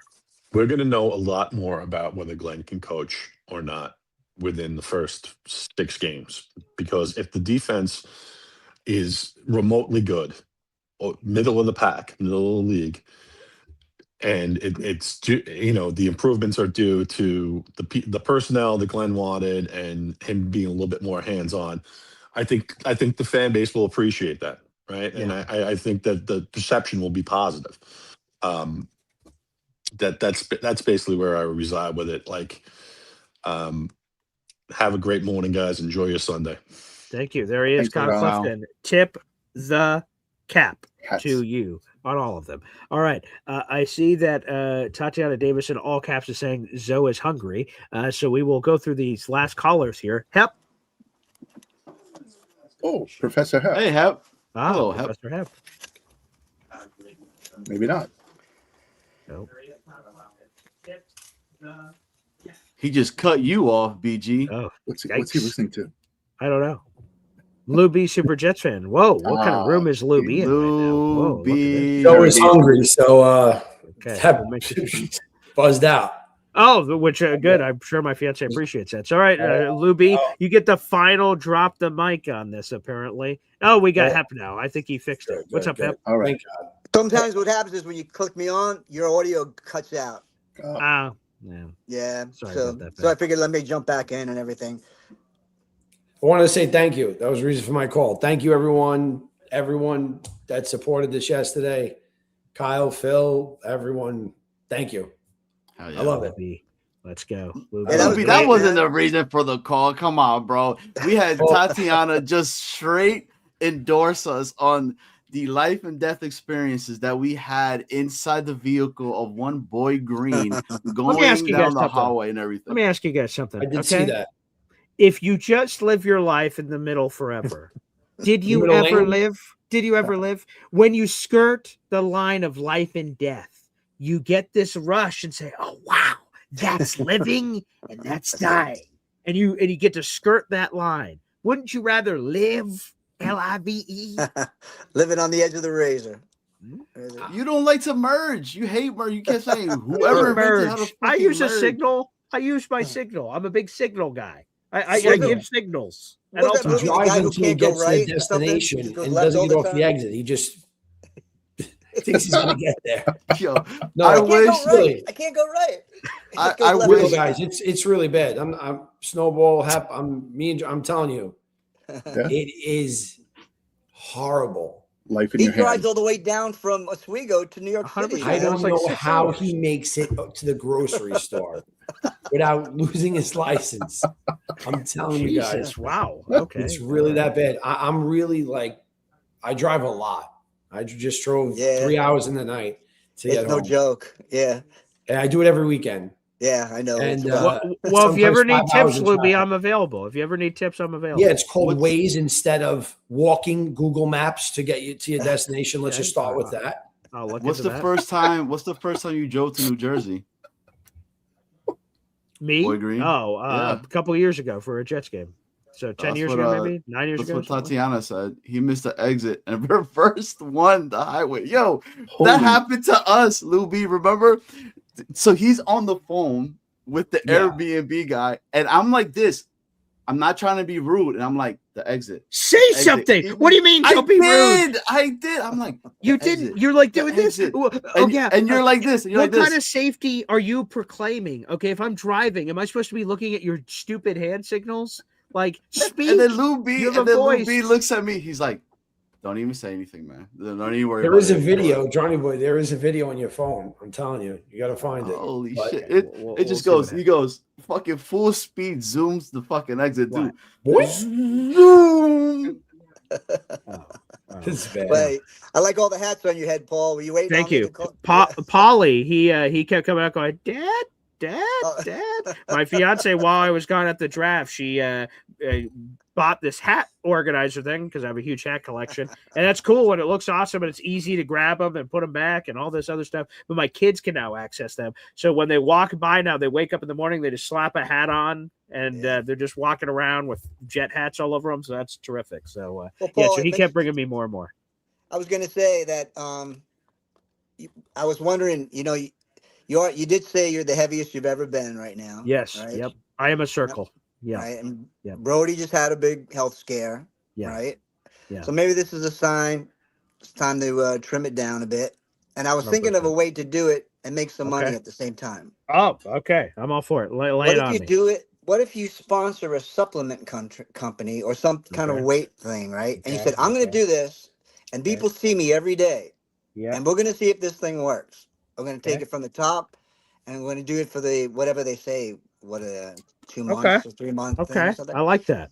I'm wondering if you can get a sponsor out of it anyway. That'd be cool because I don't care what you look like. I just want you to stick around. No, I appreciate that. No, because like when I did my most recent physical, one of the first things they do is have you step on the scale, and I stepped on it. I said, "Oh, not bad," and she said, "Put the other foot on, fatty." And I went, "Oh," and so I did. So no, I want to. It's when you see your kids, you're like, "Man, I want to be around forever." Or as long as I can, and obviously the better my weight is, the better I can. So I appreciate that, and it's a cool thing. And maybe other people, we could do like a weight loss journey, and other people can all enter some contest or something, and we could say, hey, here's where we all started with our weight, here's what we're trying to get to, and maybe it's healthy and better for everybody. So I'm all for it. That's a great idea, Hep. Yeah, it's not a bad idea actually. I could use some poundage off myself.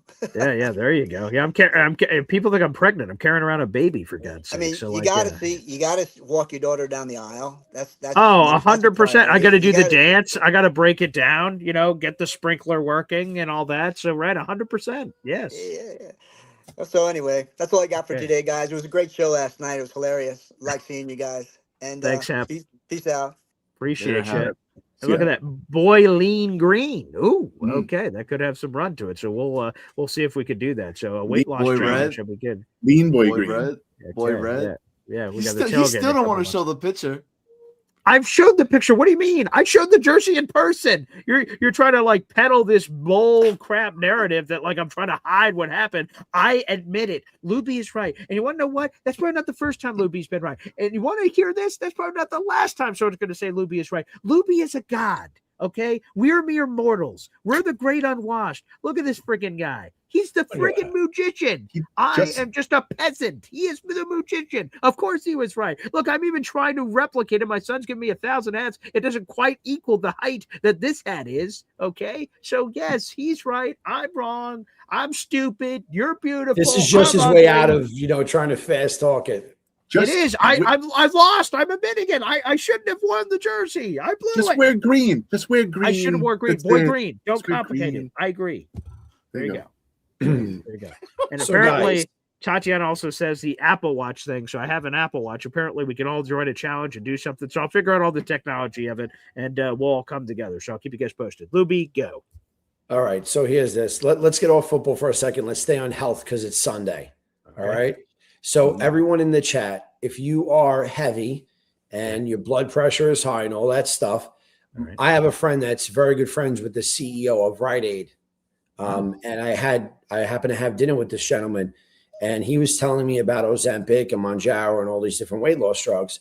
So he told me that Ozempic is like a broken car and Mounjaro is like a Rolls Royce. So I tried it about a year, almost 2 years ago. I've been on it ever since, right? So you take one needle a week, and Mounjaro has about 9 side effects. Being obese has about 290. So with that being said, your blood pressure, your everything corrects itself. I lost probably 50 pounds. And anyone that's heavy that says, I don't, you do it once a week and you just don't have an appetite. You lose muscle, but you need to lose fat. So it's the most important thing. And no matter what anyone tells you, I know probably 100 to 150 people that have been on it for over a year plus. And it has changed lives. Now, when you go to your insurance does usually cover it, but they're going to do a blood test on you. So the cheat code for that is eat a lot of sugar before you go to the blood test. And, boom, boom, boom. You're possible diabetic, and they cover it. So the way it works is if your insurance covers it, it's $25 a month. If your insurance doesn't cover it, it could be $600 a month. Now, that sounds expensive, but try eating a third or a quarter of what you do during this a work week or whatnot. And this football I know very little about. This I know a lot about. BG, you should try Mounjaro. It will change your life. Everyone in the chat who I've met that's heavy, you know who you are because I'm one of them. Believe me, it works. It just changes your life. Don't do Ozempic. You could do either Lilly makes Mounjaro and Zepbound. Those are the two you could use. It will change your life. All my numbers went from here to perfectly level. And my doctor says, everything is very good. So that's all you can do. And boy, Green, I was telling you about drinking green juice in the morning. I don't drink alcohol. I don't do drugs. There's all these different life changes. And you have a 6-pack. So everything goes great for you. You're freaking killing it. That's unbelievable. But one thing I do not have is an additional 55 pounds on my body. And it is a lot of weight. And one thing I do have is that my numbers were gone through the roof and now they're not. You don't want to have a stroke at this age. You don't want to have a heart attack at this age. Most of the people in this chat are elderly, meaning over 40. Because after that, you're fucking, I know you're a little bit younger than that, but with that being said, Mounjaro. Well, same company that makes Viagra, by the way. Oh, okay. So I could get a 2-for-1 special. Great. That's good to know. Lou B, I want to thank you guys because like this show is more than just a jet show. It sort of covers everything. So I've seen a lot of people have a lot of great ideas about, having some scale at the tailgate that I could start it now and have a bunch of months to get ready for it. So yeah, we'll see what we can do. I'll weigh myself in with both feet on the scale and I'll let you guys know. Let's see if we can lose a bunch of weight and everybody get healthy. So but BG, real quick, yes, diets fail. There's nothing fails more than diets. It's the most biggest failing thing in the world. Mounjaro doesn't fail. It's 100%. You speak to your doctor about it. My cardiologist, who's treated my family for 50 years, recommended it to me. So it's not like something off the shelf. There's a serious, Lilly's a serious company. Everyone, I would really speak to your doctor about it. Listen to your doctor's advice. But if he says Ozempic, tell him you want Zepbound or Mounjaro. Same thing. It's really important. It could literally make people in this chat live longer. And anyone that has any questions, 100% contact me in any way. Everyone has my number, and it's really important. I'm telling you, it'll change your life. Thanks, Lou B. You're the best, brother. Appreciate you. You guys have a great day. See you, Lou. Let's go. Lou friggin' B. All right. My family is sharpening a knife over there. I don't think that's yeah. So we're well over 3 hours, but what an awesome show. Thank you everybody that contributed. Look at all of this from MFC gifted membership, Philium super chat, Derek, the Kansas Jet fan super chat, Derek, the Kansas Jet fan joining the Boy Green Coffee Club, EZ super chat, MFC super chat, Lou B super chat, NY Jet fandom super chat, Frankie super chat, Fastest Food Review super chat, Nate Jets' beautiful member for 14 months shout out that I should shut up easy, should get a friggin' word in, which I appreciated and needed to be said, quite frankly, for a long time. Derek, the Kansas Jet fan super chat, Derek, the Kansas Jet fan super chat, EZ super chat, and then our boy Martin Sanabria. You didn't say anything, but silence is golden. And we appreciate the $2 super chat that you sent in right here, my friend. Boys, that was a super fun show. Thank you to the 400 people in the room. On the way out, like the video, hit subscribe. And I'm about to make my body even fatter by going to eat because I am starving like nobody's business. So I will go to my diner and get the order that you already know. Boys, God bless. Thank you so much. All the love to Brody. And after the show, go to Jets Worldwide and subscribe to. Hit it. Jets Worldwide, all one word. YouTube, hit it.